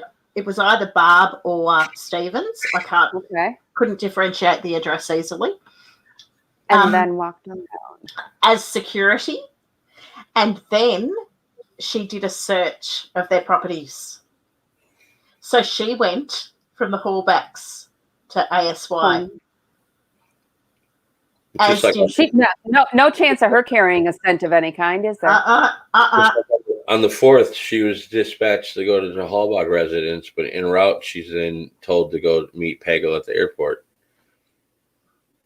And they go up in the plane for the flyover on the 4th, which they spend a good 3 hours in the sky, and we get a whole 3.5 minutes of video that's been edited massively. But hang on. Can I just say, could you actually stomach 3 hours of her filming? I'm sorry, we watched it this morning in slow motion, and it was like pulling teeth. I've watched Brendan Dassey's interrogation over 6 times. Yes, that'd be cakewalk. Oh, look. Isn't there a discrepancy? Isn't there a discrepancy about who actually told the Hallbacks about the finding the car? Didn't somebody else say that they did it? Is there? Pam of God. Oh, really? Yeah, that's right. Stating that he's seen Pam and Nicole sitting in the back of the squad car laughing the morning they find the car. Who said that? Chuck or Earl, didn't they? Earl Avery. It's in the jail phone calls. Earl. That's right. And he's also wondering how in the hell they got there so damn fast too. Nobody got a picture of Wendy, like what shoes she had on after she came back from Hallbox. I'm just asking for a friend. She had on white tennis shoes. No, I don't know. Sorry. I'm just asking for a friend. She had on black high-heeled shoes. All right, do you have the Braun, do you have the scent things ready? Yeah, I do. Can you stop growling, please? You're right near the microphone, Gino. Shush. I thought that was maybe Jeff or Millbilly. One of them falling asleep. No, it's my dog getting cranky. I'm on mute. Okay. Shush! Or you'll have to get down. El Chino. Yeah. We're El talking Chino, about the Wendy. serial dog killer. Shush. We're Right. talking about Wendy. The dog's excited. Okay. So, this is the first track of Loof. So, this pair of shoes is the black high-heeled shoes. Do you want to just describe how they got the shoes, Millbilly? Because Okay. it's quite interesting, I think. On the morning of the 7th, there's 2 officers working patrol, north and south. Chris Wendorf is dispatched to go to Teresa. First, he's dispatched to go to the Calumet County storage, evidence storage, and retrieve 4 large bags. I'm sorry. I can't stop. That dog's, excited. Okay. That's retrieve 4 large bags from the evidence storage room, and then to go to Teresa Hallbach's house and retrieve her shoes. So, didn't they meet halfway, or they? Here you go. I'm about to play the audio. This is Jerry Pagel. This is at 10:30. Jerry has Craig stopped at the house yet? He is there now. He is there now. Okay. Is the plan for me to meet him? You know? No, I don't. Okay. Whose house is he at? He's at Teresa's house. Okay, all right. Was my plan to go get those shoes from him? How did you set it up?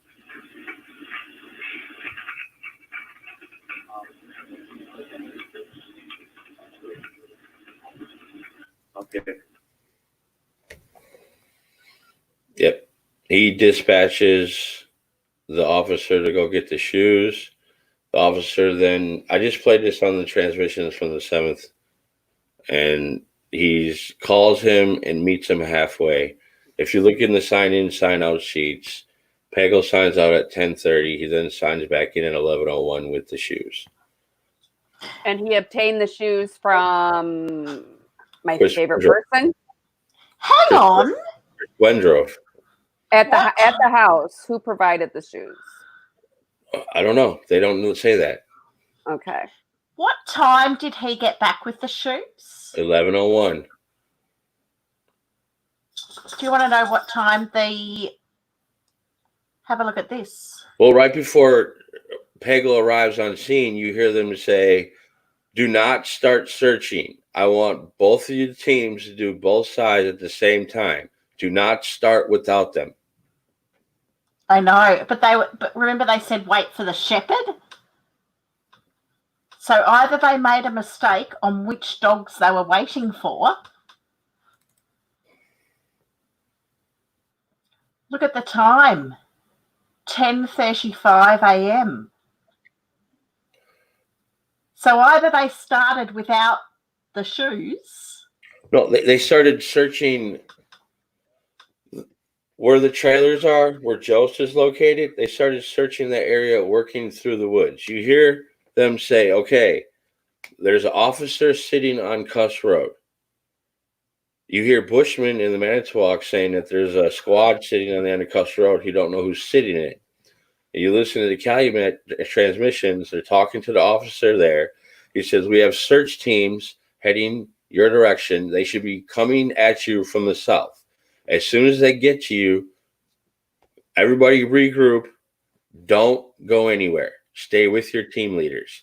Stop searching. Yep. But didn't you say that Pagel got back at 11?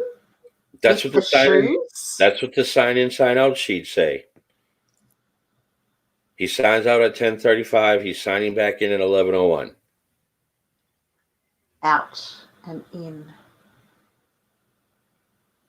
So out means leaving ASY and in means coming back into ASY, doesn't it? Mm-hmm. Uh-huh. Interesting. Because it looks like Sarah's starting at 10:35. Yeah, because wasn't she asked to search the RAV area first? No. She gives the scent first. None of the reports match anyway. So No. Very interesting. I say the dogs don't lie and audio don't lie. You can't dispute what somebody said. You can't dispute what something happens. But obviously the timing is not accurate. Well, So, track look at one. Dave Henniker calling in to find out what time he actually arrived on the property on the 5th. He don't even know.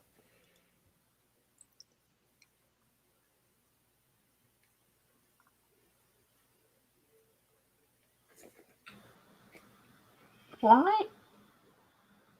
Okay, one. Sorry, I must have my tracks round the wrong way. No, I don't. Okay. No, that was right. Okay. Alrighty. So track one is that one. So basically they started where the RAV was. And interestingly, very, very similar around that area to where Brutus was. Very similar. So this is 2 days later. And Brutus stopped kind of here. Can you zoom in a bit? Yes, I can. But it goes really not very. So they start at the RAV, go through the quarry, go on the conveyor road, go by Cedar, come around, and head back. It's actually, this is the one where they go through the bush and pass 3 different deer stands. Then they go through some water, and I think that's that bit there. Mm-hmm. I think it's that one there that they're talking about.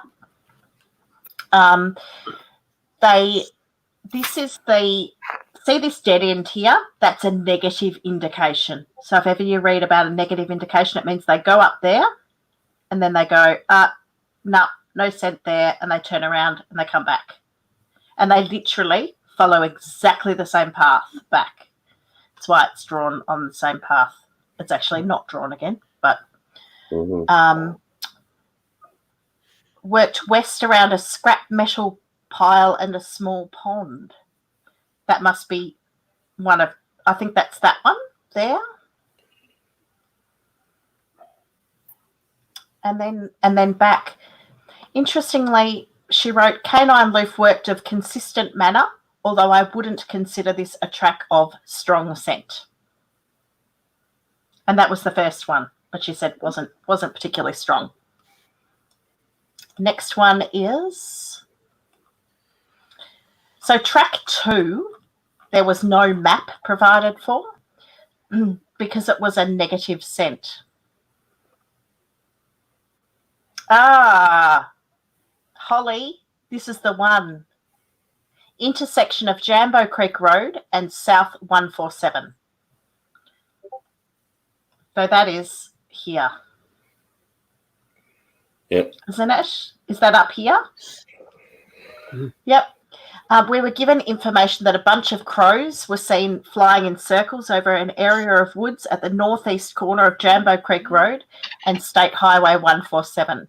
I was requested to check and see if Teresa Hallback's scent was in that area. This is called doing a negative scent. We went to the intersection, and from 3 areas around the perimeter, I pre-scented Canine Loof with the insole of Teresa Hallback's shoe. We did a scent inventory in a circular fashion. Canine Loof was harnessed, scented, and given the find command. Canine Loof circled several times, then indicating by looking back at me that the scent of Teresa Hallback was not present. This exercise was done at 3 different locations surrounding the wooded area with the same results. Then we've got number 3. And this is still the black heeled shoes.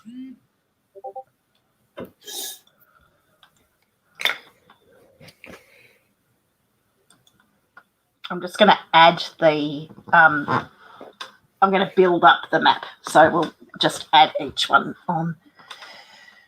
We walked down the driveway to the Avery property to the area where the van was sitting for sale. I pre-scented Canine Loof. Anytime you read that a dog was harnessed, that means they're a bloodhound. They're a mad trailing bloodhound. They're the only ones that work on a harness. All the others work off lead or off leash, offline. Having started approximately 50 feet east of the van, Canine Loof immediately went to the front portion of the van for sale. Canine Loof continued west, going to a black F350. Now, that was Stevens, is that correct? Yes. And was that parked in the driveway in front of his garage? Correct. So that's, I'll zoom in there. Sorry. Oh, what? I did not just do that. Oh, lucky. Whew. Okay, there we go. So that's coming into the garage and then towards his house, I think. Yep. What is a service door of a garage? Is that the big door? No, that'd be the door you'd walk through, like to your house. Okay, so it's a small door. Is it generally in the side of a garage? Yes, it's typically right next to the garage door that you open to bring your car into. Oh, on the front? Or the side, it doesn't matter. It's still a door. Front or side. Yep, okay, cool. So Canine Loof worked her nose along the bottom of the actual overhead garage door, showing much interest. Interestingly, I asked Ness before we got on the call, if a dog is wanting to go in somewhere, would you take them in? And she said, of course.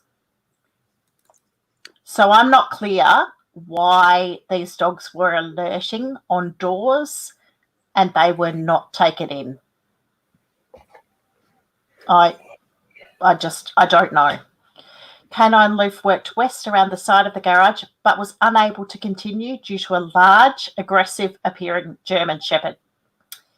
Canine Loof wanted to continue around the garage. And that was shown in the map by wanting to go this way. All the articles I've seen about dogs say that it is all domestic dogs should be taken out of the vicinity immediately before the search dogs are brought into the area. So the question then becomes why? Why was Bear left there? Mm-hmm. They were given ample time.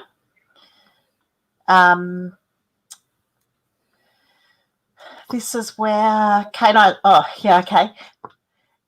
Loof went up to the south door of the trailer home, the door having a small porch entrance, and the door was white in colour. Canine Loof wanted to enter the home.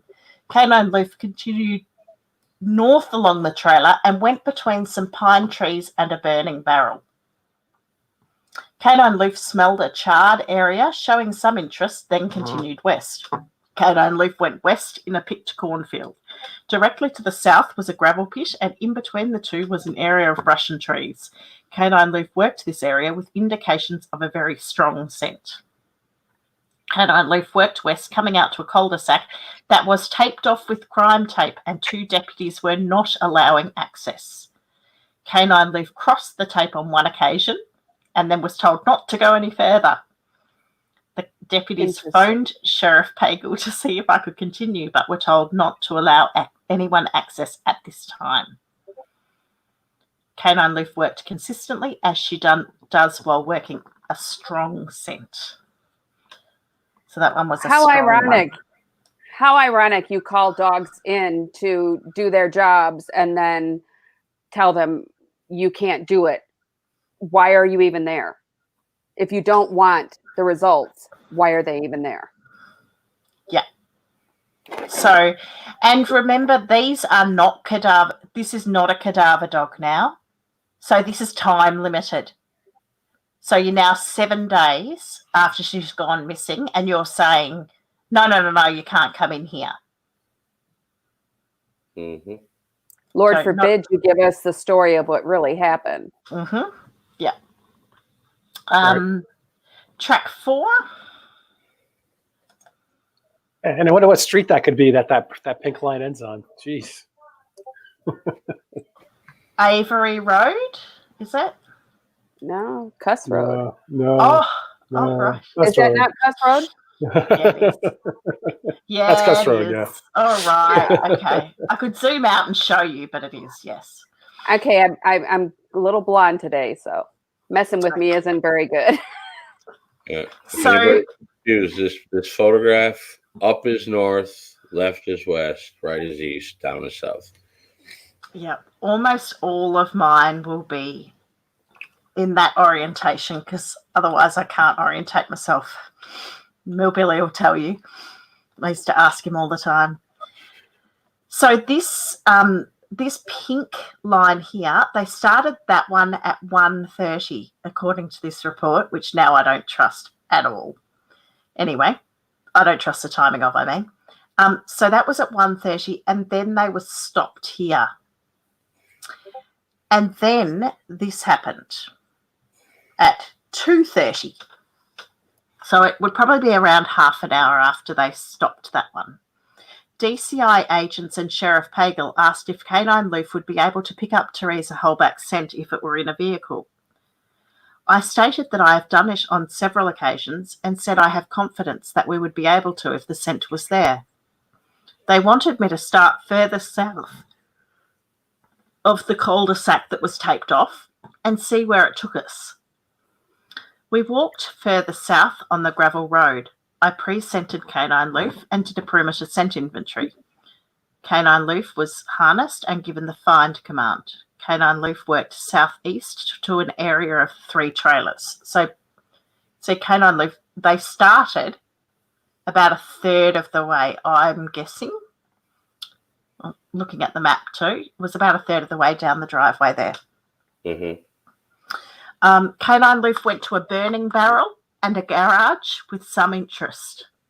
Canine Loof then walked north along the back side of a blue trailer, along a quarry pit, circling around, then continuing southeast along the road. Canine Loof worked southwest, so now it's turned. We're going along the conveyor now. Along a road and conveyor belt system for the quarry. We worked that area going in and out of some large barrels. Canine Loof had interest in the area of a gravel crusher. Canine Loof continued for a short while, but was working weaker and weaker scent. Canine Loof then gave me a negative and turned around, working northeast back along the conveyor belt system. So almost exactly the same as what they came. Canine Loof entered the same group of woods that she did on track 1. In the woods, Canine Loof went by the same 3 deer stands and went into the same ravine of water. Oops, my map might be a little off there. Canine Loof exited the woods, coming into a quarry, and was working again in the direction of where Teresa Hallback's vehicle was located. Just prior to cresting the berm, dividing the quarry and the junkyard, we were requested by DCI and the sheriff to return to the area of the cul-de-sac. Canine Loof was unharnessed, and we walked back. This I find very interesting. Canine Loof was working consistently and in good scent. I would not consider her behaviour to be working strong scent. And isn't that the sort of route that was described to Stephen Avery as the RAV taking? Yeah, on November 9th. Yep. And So were Jacques those? Verdun. they only mentioned Bones one time in his interrogation, and then Wiegert and Fassbender mention a body every time after. They say the dogs took us where her body was. The dogs took us to where the plates were. We know how the RAV got there. It drove right through the deer camp, came in through the quarry. Were any of those deer stands even looked at?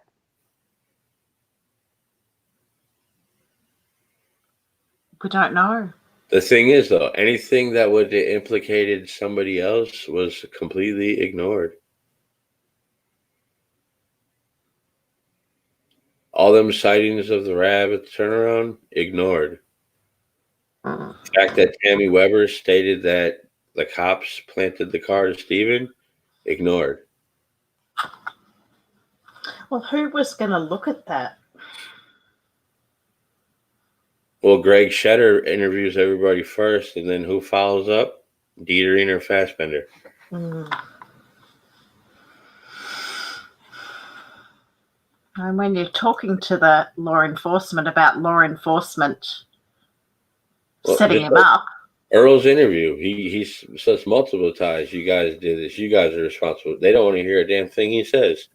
They're like, stop. No, we don't even want to hear that noise. We're not Manitowoc. I'm from Calumet. I'm from DCI. Yeah, that's right. Even Steven tells Bleeger and Fassbender, like, I have nothing against you guys. You guys are doing your job. Manitowoc's and everything, you're finding it. If only that was the truth. Because they were all in to set him up. I found it interesting that Fassbender said on the stand that he didn't know any of these officers from Manitowoc, but yet when he's interviewed afterwards, when the case is all done with, he's like, I know all these guys. These are good officers. Which is it? That's when he's on Dr. Phil. I mean, you can't have it both ways. You either know these officers or you don't, but you're not admitting when all of the issues are being brought up that you actually knew them. You're only doing it after you've gotten the results you wanted. Yep. I mean, I guess he would have got to know them through the case, but I'm not excusing that, but yeah.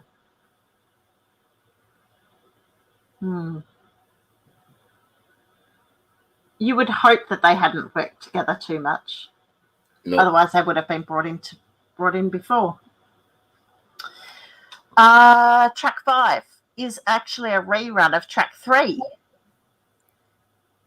And this is the wording, to see if she would indicate of possible gravesite. I think she means on possible gravesite. So it was to see what would happen. DCI agents and Sheriff Pagel asked if Canine Loof would be able to rerun track 3. I stated that we would try, but since we ran it last, it was highly contaminated. And there were 20 plus people standing around. Not to mention that Canine Loof just ran a long track. I stated that we would do our best, though. To me, that is showing that this canine handler actually has some integrity. Yes. Because she's saying, actually, you know what? The crime scene's contaminated now. And Because wouldn't Sheriff Pagel be almost a boss to her? She works for Coolcorner PD. Yeah, the Manitowoc or Calumet was running the show, so Yeah. it'd be the boss would be Pagel and then Wiegert. And she signs in for the next 2 or 3 days, by the way. After she finishes with the dogs, she signs in for working for the next few days. Just by the way. Mm-hmm. Which is slightly dodgy, I reckon. But anyway. Canine Loof was pre-scented and perimeter scent inventory done halfway between the Avery residence and the cul-de-sac. So again, it was the same insole, the high-heeled shoes. Mm-hmm. Worked east to the gravel road, then entered the woods again, going into the marked crime scene area. Canine Loof was looking at the area of possible grave site, then looking at me, which is common when the smell is not favourable. Canine Loof, with much encouragement, simply walked to the area marked off, although making no indication that it was of Teresa Holbach's scent. Canine Loof refused to work any further. Canine Loof was not impressed. Actually, that doesn't say that, but I think it should. Canine Loof said, "Why did you bring me back here? Clearly they don't want me." I returned and spoke to Sheriff Pagel and DCI agents, explaining that Canine Loof did not like the smell of the area. But that she made no... How many people were there? 29? I could just see her going, "Look, I'm sorry, but I'm here to tell you that Loof didn't like the smell. Sorry." But she made no indications one way or the other as to whether it carried Teresa Holbach's scent. Interesting. So I don't think I could tell, and I think I've looked at this before. That's 3:45, and the cadaver dogs were brought back. They were brought to Cuss Road, alerted, and then were sent away for a few minutes or half an hour or something, and then brought back because they both alerted. I think it was Brutus and Trace. They both alerted on a shovel. And then they were taken away. And then, lo and behold, I think the shovel wasn't there when they came back. And then they didn't alert. So, magic shovel. They claim in the report they brought the shovel over to a couple of other dogs to see if they would alert on the shovel, and they didn't. But why is Bushman Is my recollection. Why was the shovel moved? And if it was moved, how can you prove it's the same shovel? You can't. Well, I think the latter part is what really strikes me. Brutus, there's a shovel at Cuss Road, and the cadaver dog hits on it. Oh my God. No news here. We gave it to the other dogs, and they said nothing, right? I mean, the old switcheroo. They said nothing. You listen to the Manitowoc Dispatch transmission, and you get a completely different picture of what's taking place when you read the reports. You read quotes from Holborn and Link are with Tyson searching Barb Yonda's bedroom for firearms.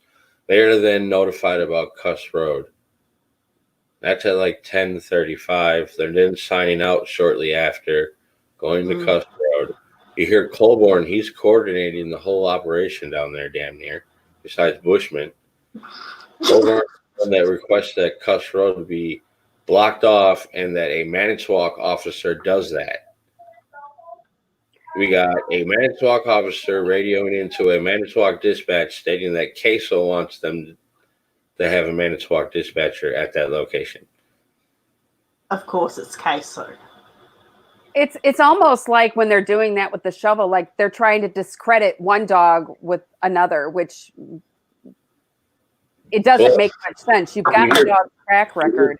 You hear Bushman say multiple times, we have multiple items that need to be looked at. Can we get an investigator down here? Mm. I mean, You'd have to find one first. he was referring to Tyson. No. That's what Tyson. Who does? Oh, Tyson. Tyson is the evidence collector on the property, along with Kacharsky. Jeremy Hawkins are the three evidence techs. Jeremy Hawkins is stationed to babysit the garage. That's where he this whole They're day. just Calumet, aren't they? They're not DCI. No, this is Calumet. Calumet, yeah. Kacharsky's finally called in to come in on the 7th around 4 p.m.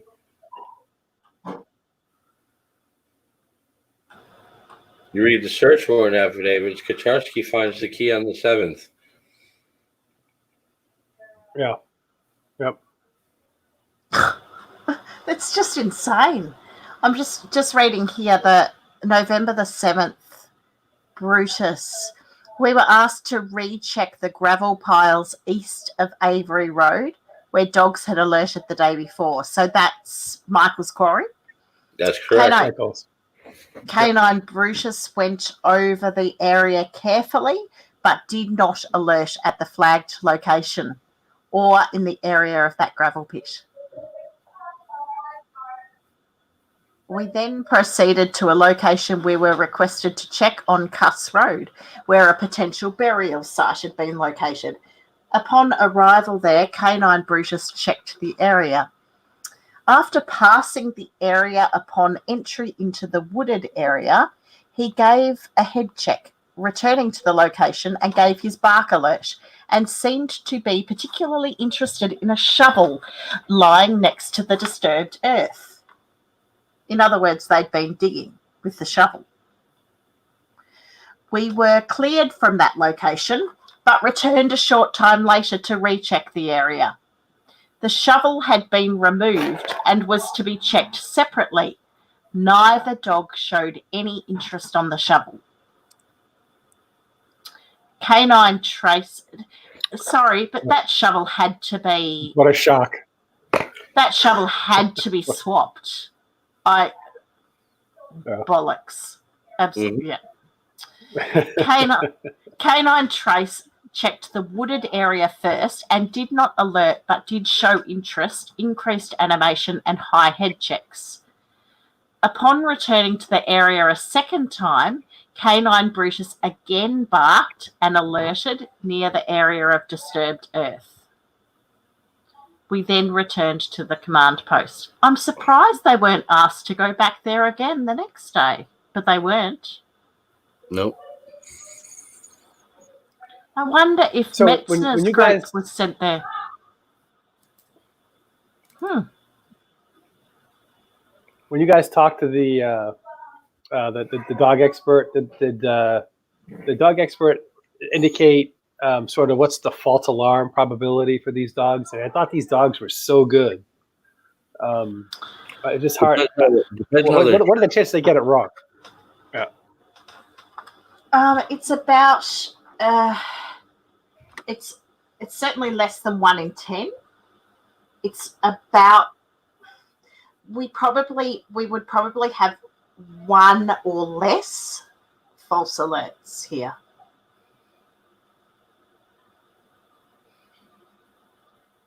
So we might have 1. Brutus was well trained. Yeah, it seems like the way that they singled him out to let him in. We want Brutus. When you read the report, that they had some inkling that he was their quote unquote best dog. You know, that's what the underlying tone I read from that. Well, he's owned by the owners, so that's fair. That's a fair reason, I suppose.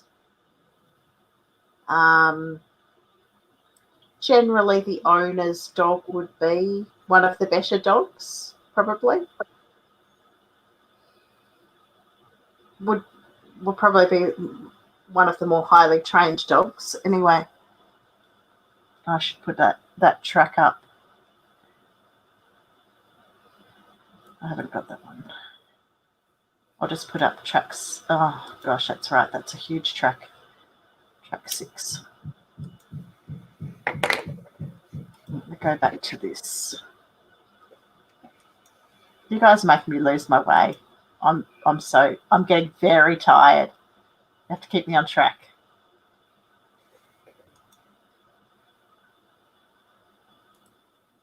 I've lost my way. Where was I? Actually, oh, there it is. Okay. Here we go. Scent reports. Okay, number 6. Oh, that's right. Remember we found that really odd thing about this report? Yep. When I was drawing it today. Okay. So this is the track 6 is the rerun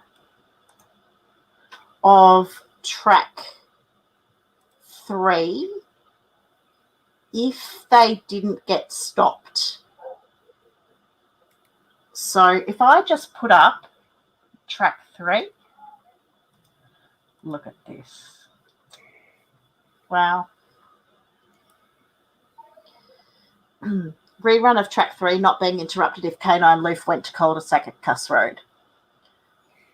And interestingly, look what happens. Doesn't actually stop there. Doesn't go into Cuss Road or around here, skirts it and goes straight to the deer camp and down into the gravel pit. Very interesting. So Canine Loof worked around the van going to the garage, had interest in the service door again, tried to go around the garage in the southwest side, but was stopped by that German Shepherd again that they still haven't got rid of. Tried to walk right around the house, but again, stopped by that German Shepherd. Worked west on the quarry side of the field this time, so the other side of the field. This was when Loof found the CD on the ground that was previously marked with yellow evidence tape. Cody's Kano. mix. No, it wasn't. That's the one No. that's on it. That was in Teresa's car. The RAV. Yeah. Canine Loof continued west on the quarry side. Once past the second apple tree, Canine Loof was looking out into the quarry with interest. Canine Loof crossed north onto the cornfield side, approximately 100 feet east of Cuss Road cul-de-sac, and continued to work southwest on the gravel access road coming out by the hunting trailers. Canine Loof worked this area with interest, especially on the gravel pit side. A large cat litter pail was located within this area of interest. Did that make sense? It didn't make sense to me. Canine Loof worked down into the quarry going northeast, indicating on a body of water by going down into the water 2 times. Canine Loof exited the water and immediately worked east up to a berm dividing the Avery property and the quarry. Mm-hmm. On the berm, Canine Loof was having a high level of indication. In my experience and training with Canine Loof, her body language was indicating that the source of scent was within 25 yards of our current location. Canine Loof was in a pool of strong scent. Canine Loof worked north and south along the berm for a period of time trying to figure it out. Canine Loof then worked north again, entering the Avery property. Canine Loof worked around some vehicles parked on the southwest corner of the Avery property and attempted to work towards the garage area. Due to the German Shepherd, we were unable to get any closer. Canine Loof then worked the junkyard side of a fence line dividing the Avery property from the junkyard. Junkyard side, yep. Canine Loof worked this fence line east until she was unable to go any further on the hill of this fence line. Canine Loof then went south, working her way through the junkyard to an X in the conveyor system, then working to the area of where Teresa Hallback's vehicle was located, and then walked back to the command post.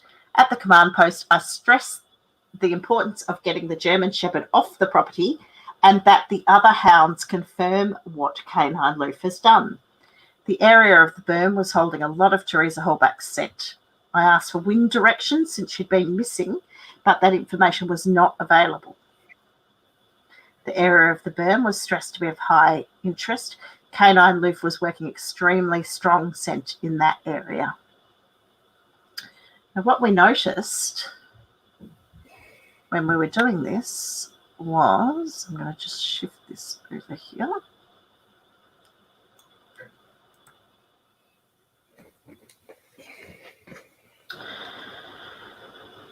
Do you happen to have a photo of that berm area, Millbilly? I do. I was just on it. We've always been thinking that the berm was... There you go. We've always thought that the berm was talking about the area right up near Stephen Avery's trailer. But in actual fact, when you look at this picture drawn by Sarah Fausk, you can see that it's actually level with where the cars are actually starting. If you remember that it said that Loof was on the junkyard side, that means that she was just on that edge. And so it really is a lot lower than I've ever seen it drawn before.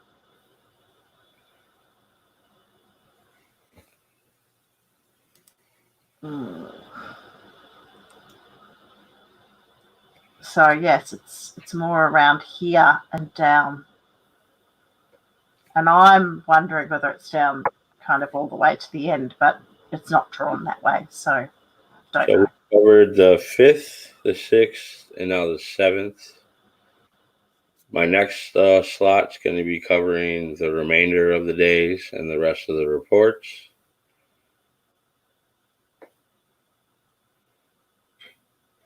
So basically, a rundown of what took place so far. They had cadaver dogs on the property first. And then 2 days later, they bring the scent dogs. Mm-hmm. That's right. I believe that's backwards. If she's just a missing person and they don't think anything happened to her because there's no signs of foul play, according to Mike Hallbach, why are they calling it? That's right. If she's still just a missing person? And again, why does Manitowoc have her listed as kidnapped? Well, why is Michael saying they're already in the grieving process? It may take days. Yeah. Right, it is. It's quite a long time, isn't it?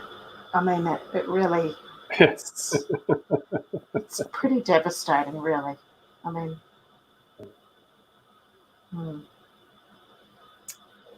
Yeah. As usual, more questions than answers. Tons. Sadly, yes. Sadly. Yeah. Indeed.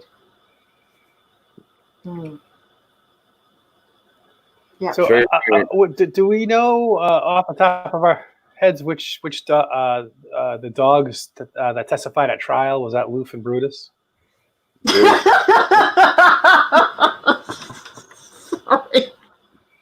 I know Brutus's handler testified at trial. Oh, the handler. They couldn't find the dog interpreter, unfortunately.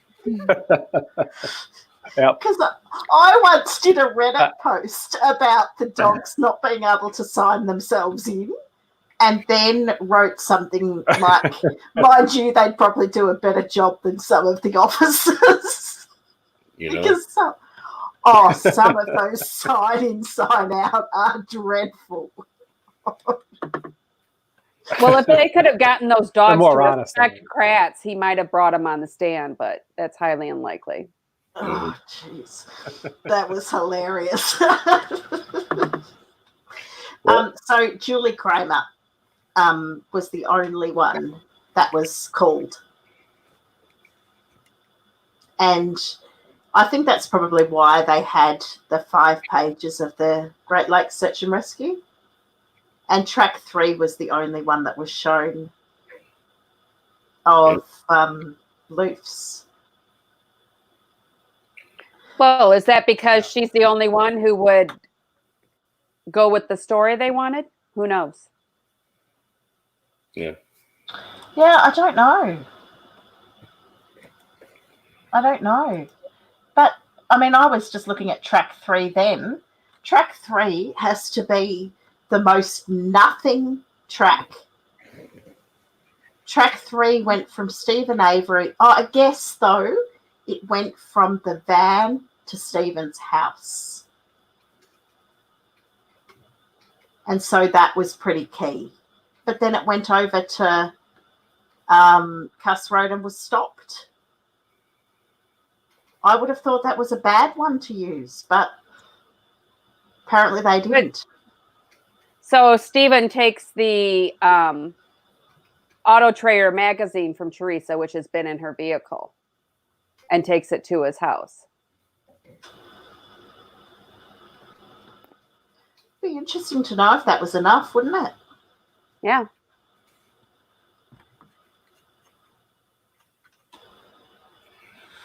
I wonder if it would be. I don't. Is that what Stephen testified though? I thought Stephen's story was that she handed it to him in the no. One thing is that. But she's handled it. Is that what she meant? Yeah, I said she took it. Yeah. Oh, I see. She handled it to him, and he took it in and put it on the computer. Mm. But they didn't take the scent dogs in the house. Yeah. Correct? No, they didn't seem to. No. Not according to those reports. Well, why And not? Brad, how long are those If they have scent her shoes, reports? if they have her shoes and they're tracking her scent, why didn't they try to see if her scent was tracked inside his trailer? Because they already knew. Well, I know that, but I'm just saying. Yeah. Look, it's a good question. I mean, I think it's with both of the cadaver dogs and the scent dogs. When a dog goes right up to the door, why the heck don't you open the door and see what happens? Right. I mean, really. I'd be inquisitive. I just want to know what would happen if I opened the door. Mm-hmm. How long did the documentation indicate that the scent could be good for? Is it up to 3 weeks? 4 weeks? It's best within 12 hours. It can last for 48 hours. And it can pool for a week or so. It depends on weather, on wind, on a heap of factors. Yep, it depends on how strong it was at the first place. Weather, location, terrain. Well, I'm just trying to think. Her last trip to the Avery Salvage Yard was, what, 2 weeks before that? 3 weeks? 7 days. So that's probably not a factor for the scent dog? No. I don't think so, because that would then be a month.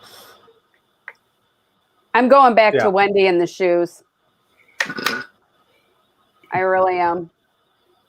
I think Wendy was wearing them. But presumably, I mean, I know, I'm not wanting to let Wendy off the hook. I'm really not. Honestly, I'm not. But, and she did comment on Stephen Avery's shoes, didn't she? So that's a bit suspicious in itself. Mm-hmm. There's nothing like drawing attention to yourself, Wendy. But presumably she went to Karen and Tom's, not Teresa's house. I mean, I'm just guessing. Yeah. But then maybe they had her runners. I don't know. Well, she did a lot of Sunday afternoon pajama parties watching TV shows. Who's to say she didn't have a set of clothes there? And shoes. Right. Hmm. I mean, according to 39's post, it's really the sort of like the skin, the skin cells is enough to trigger that scent mechanism. And my recollection is that there was a lot of traffic at Teresa's house. I don't remember. I remember there's over 100 visits from the report that I saw before. Do you want the actual number? Mm-hmm. We did it the other night. Millbilly That's and I a big did number, it. from what I recall. It's 109. You're 9 times. 109. That's 109 109 times, and it just seems easy. Yeah, that's actually to 109 times. Her skin cells are going to be everywhere in that apartment. Well, it's convenient that everything they find, no matter where they find it, it comes to the Avery's property before it goes to the evidence. Everything's brought to the post. Everything they find at Marital Caves, the turnaround, every location is brought to Avery's first. Here we go. Even when they take stuff from Teresa's house, they're bringing it to the command post, and then they're driving right past the damn fucking Calumet County Sheriff's Department, going all the way to Avery's, entering it there, and then bringing it all the way back. Why? That's right. Why? Oh, don't. Makes no sense. Okay, there you go. There were 136 attendances during the case from the 3rd of November onwards. There were 9 attendances after the 12th of November and 11 attendances before the 5th. So therefore you take off 20 and it's 116. Don't make it too maths at this time of night. 116. Yeah. I think might be 106. It just seems the probability is very high that they sort of drag. It's very very easy to drag something out of that onto your shoes. It's just the nature of microparticles. Well, and by the way, this is not. I was very very careful not to double count. Mm-hmm. So this is counting one officer going once. If Ryan wouldn't have been offering donuts to them, they wouldn't have been stopping there so much, I don't think. Oh. Brian had to give him out the donuts. And I thought he was offering something else, but donuts, was it?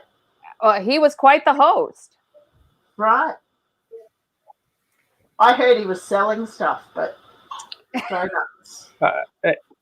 It's incomprehensible that he was let on the property in the first place. How is he not suspect number 1 starting on the 3rd of November, or suspect number 2? He's got to be on the short list. And how is it that nobody in the family happens to mention besides him that he's the ex-boyfriend? And he didn't for a while, did he? He was just an old friend. Why isn't the family saying that? Seriously. Why isn't the family saying it? Why isn't Scott Blodorn saying it? Nobody is. Well, when Zellner goes on the investigation, and she says to Scott Blodorn that they have a new suspect, he immediately blurts out, "You mean Ryan?" Mm-hmm. So it's like he really strongly suspected something was up. I mean, he didn't say, "Oh, I wonder who it could be," or "Why are you talking to me?" Man, that's very telling when something like that happens. Do you think that was to it's a Freudian divert? slip right there. Do you think it was to divert attention away from him?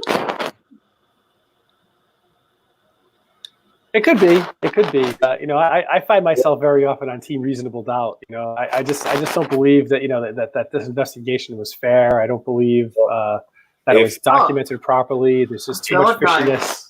If you listen to the radio transmissions for the 7th from Calumet, you hear Wiegert stating that he just learned that Albach and Scott Blodern had a sexual relationship, but he has yet to been able to confirm that.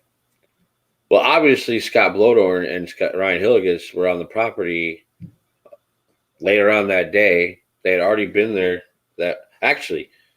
This is at like 7 in the morning when he states this, and Scott and Ryan don't show up until about 9. So did he talk to him then about that or not? We don't know. And where did he hear this information from? Kelly. I almost guarantee it. Why is Kelly Pitson calling all of us almost 3 times, asking them to check on Bradley Check? She also calls on the 7th that says the same thing.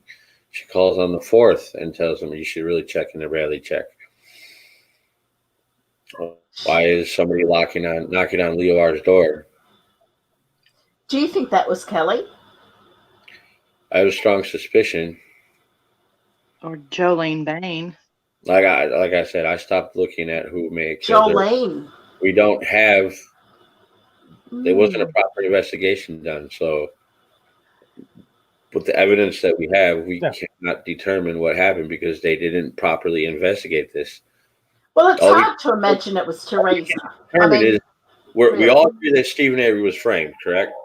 Absolutely. So. Oh, sorry. Yes.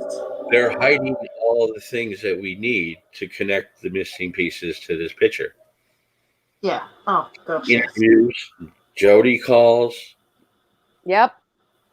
I have specifically requested ones from when Jody went into jail until after she was released in 2006. And I was told point blank, you are not getting those because there's an appeal that to somebody she had a connection with. So we're not releasing anymore, even though they've already released a portion of those. They would not allow me to have any of them. My question is, Laura and them had access to all the audio before the trial happened. So do they have the phone calls that we are not able to access? Yes. Particularly the 9:33 p.m. phone call on November 3rd when Jody called Stephen's trailer. Well, wasn't that one not noted? It's noted in his phone record, but it's sealed. It won't be released. Just like Bobby Dashi's interview won't be released. Yes, but wasn't that not noted in the summary? A lot of things aren't noted in the summary. Which report are you referring to, Manitowoc or Calumet? Remember how there was a summary of phone calls? Those were very minute, like 1 or 2 word sentences of what the phone calls were. Right. And it wasn't. I know what you're talking about. In there, was it? I know we're missing. It was not listed. The 26th and the 4th of November, we're missing 8 calls. Mm-hmm. And there's none for the 29th. I reckon some of them were actually missing from the list that was in. I call it bullshit. Evidence. Because evidence, I think, which means I think defense won't have it. If you read CASO, they list 7 items taken from Teresa Halbach's house. They only mention 4 with the evidence tag numbers. If you look at those numbers and go in sequence, the ones after them. Oh, that's right. The 4 items after, there's 2 after the 4 items they're taken from her house. The very next items are the phone calls between Stephen and Jody. Everything that's sealed in this case, Zellner can't even get her hands on. It's like when I cannot imagine what inculpatory evidence could be on a phone call from prior to October 31st. It's gonna. Oh, I can. It has to be exculpatory. I can. What? Tell it. Let's hear it. When did Stephen rearrange that bedroom? Because it wasn't done. we don't have the phone call, and I've heard the phone call. I don't know who has it, and it was done. Brendan gives a totally different description when they ask him the first time of where that bed is. That phone call, I'm thinking it's on the 29th before any of this even happened. Yeah, well, that's why I'm saying. That's why I'm sorry. I meant to say inculpatory. I might have said exculpatory. Oh, okay. That's exculpatory, right? Yeah. It's the 29th because the 28th, Stephen Avery attempts to go up north in the maroon van, not the one that's for sale, the one that's found in the junkyard that blew up. He's then towed back, and then Saturday morning he rides up to Cribbets with Barb. Sunday, okay. Then the first or the second. Earl. Well, the first is when there's supposed to be discussion of the rug cleaner, right? Isn't that what it is? And I'm thinking that it was either that's in the that transcript. Right. I've heard the phone call, and I don't know who has it. I've heard the phone call. I've heard it, and it literally says that he was using it to clean the van, and he was going to take it back because it wasn't working properly. I don't know where I should have kept that piece when I found it, but I've heard it, and he's telling Jody that it's not. He used it on the van, and he's going to take the rug cleaner back because it's not working properly. How the heck have you heard it? I recall that too. Yeah, I've listened to so much shit. But the bedroom call with her, I think it has to be after she comes home. And she comes home in late November for a little piece of time. Dolores gets to bring home. She's going to look for clothes for a job. Yeah, it wasn't. It was Jody. The call that's specific is Jody is in jail and Stephen is out, and he is changing the room around, and Jody is pissed off because when she moved in there, she wanted it that way, and Stephen wouldn't let her have it that way. I know she was pissed off that he bought a new TV. Because she references can you eat? I thought Jody told Liegert that was her apartment. It was. Yep. It was. He moved in with her. She lived there first. That's right. And they made up. I don't know why they lied about him meeting her at a gas station. What? Stephen said that in one time that he met Jody at a gas station. Oh, God. Yes. And Jody said that she met him when she came to look at the property. That makes a lot more sense. You know, Roland's girlfriend is Jody's friend. Yeah. Well, I just want to let everybody know that after this is going to Linda's channel. Yep. And I will be on at midnight. Get some sleep, Bron. Oh, I will. Don't you worry. I've got a good 1.5 hours before I'm up again. My alarm just went off. I've had an hour of sleep. 1 hour. Nice. I just turned my alarm off. All right, we'll reset it for another 11 hours. No, not 11 hours. 8 hours. What? If I another 8 hours. What? Thank you for the invite. Yes, thank you so much. And thank you for the invite onto the Mam-A-Thon. Nobody works harder than Bill Billy. Thanks, Bill Billy. Really every single free second that he has, he's listening to audio, doing research. I've never met a more dedicated researcher. So thank you for what you do. Thank you for the invite. Thank you. Thanks for Thank you. Yeah, it's an honor. I'm just looking for the truth. Well, Dr. Silkman will be joining you tonight, right? That's correct. Awesome. Excellent stuff. I'm going to stay up too. We've only gone through 3 days. So we'll continue with the rest later. I thank you guys for joining me. And don't forget, donate to Stephen and Brendan's canteens. And please share this. Share the word. Keep this out, people. We can't stop talking about this. This can't go. If we each tell one person. It's each side of it with what's going on. All right. Well, enjoy the rest of the Mam-A-Thon. I'll see you guys in about Okay. 10 hours. Bye, guys. Hi, everybody.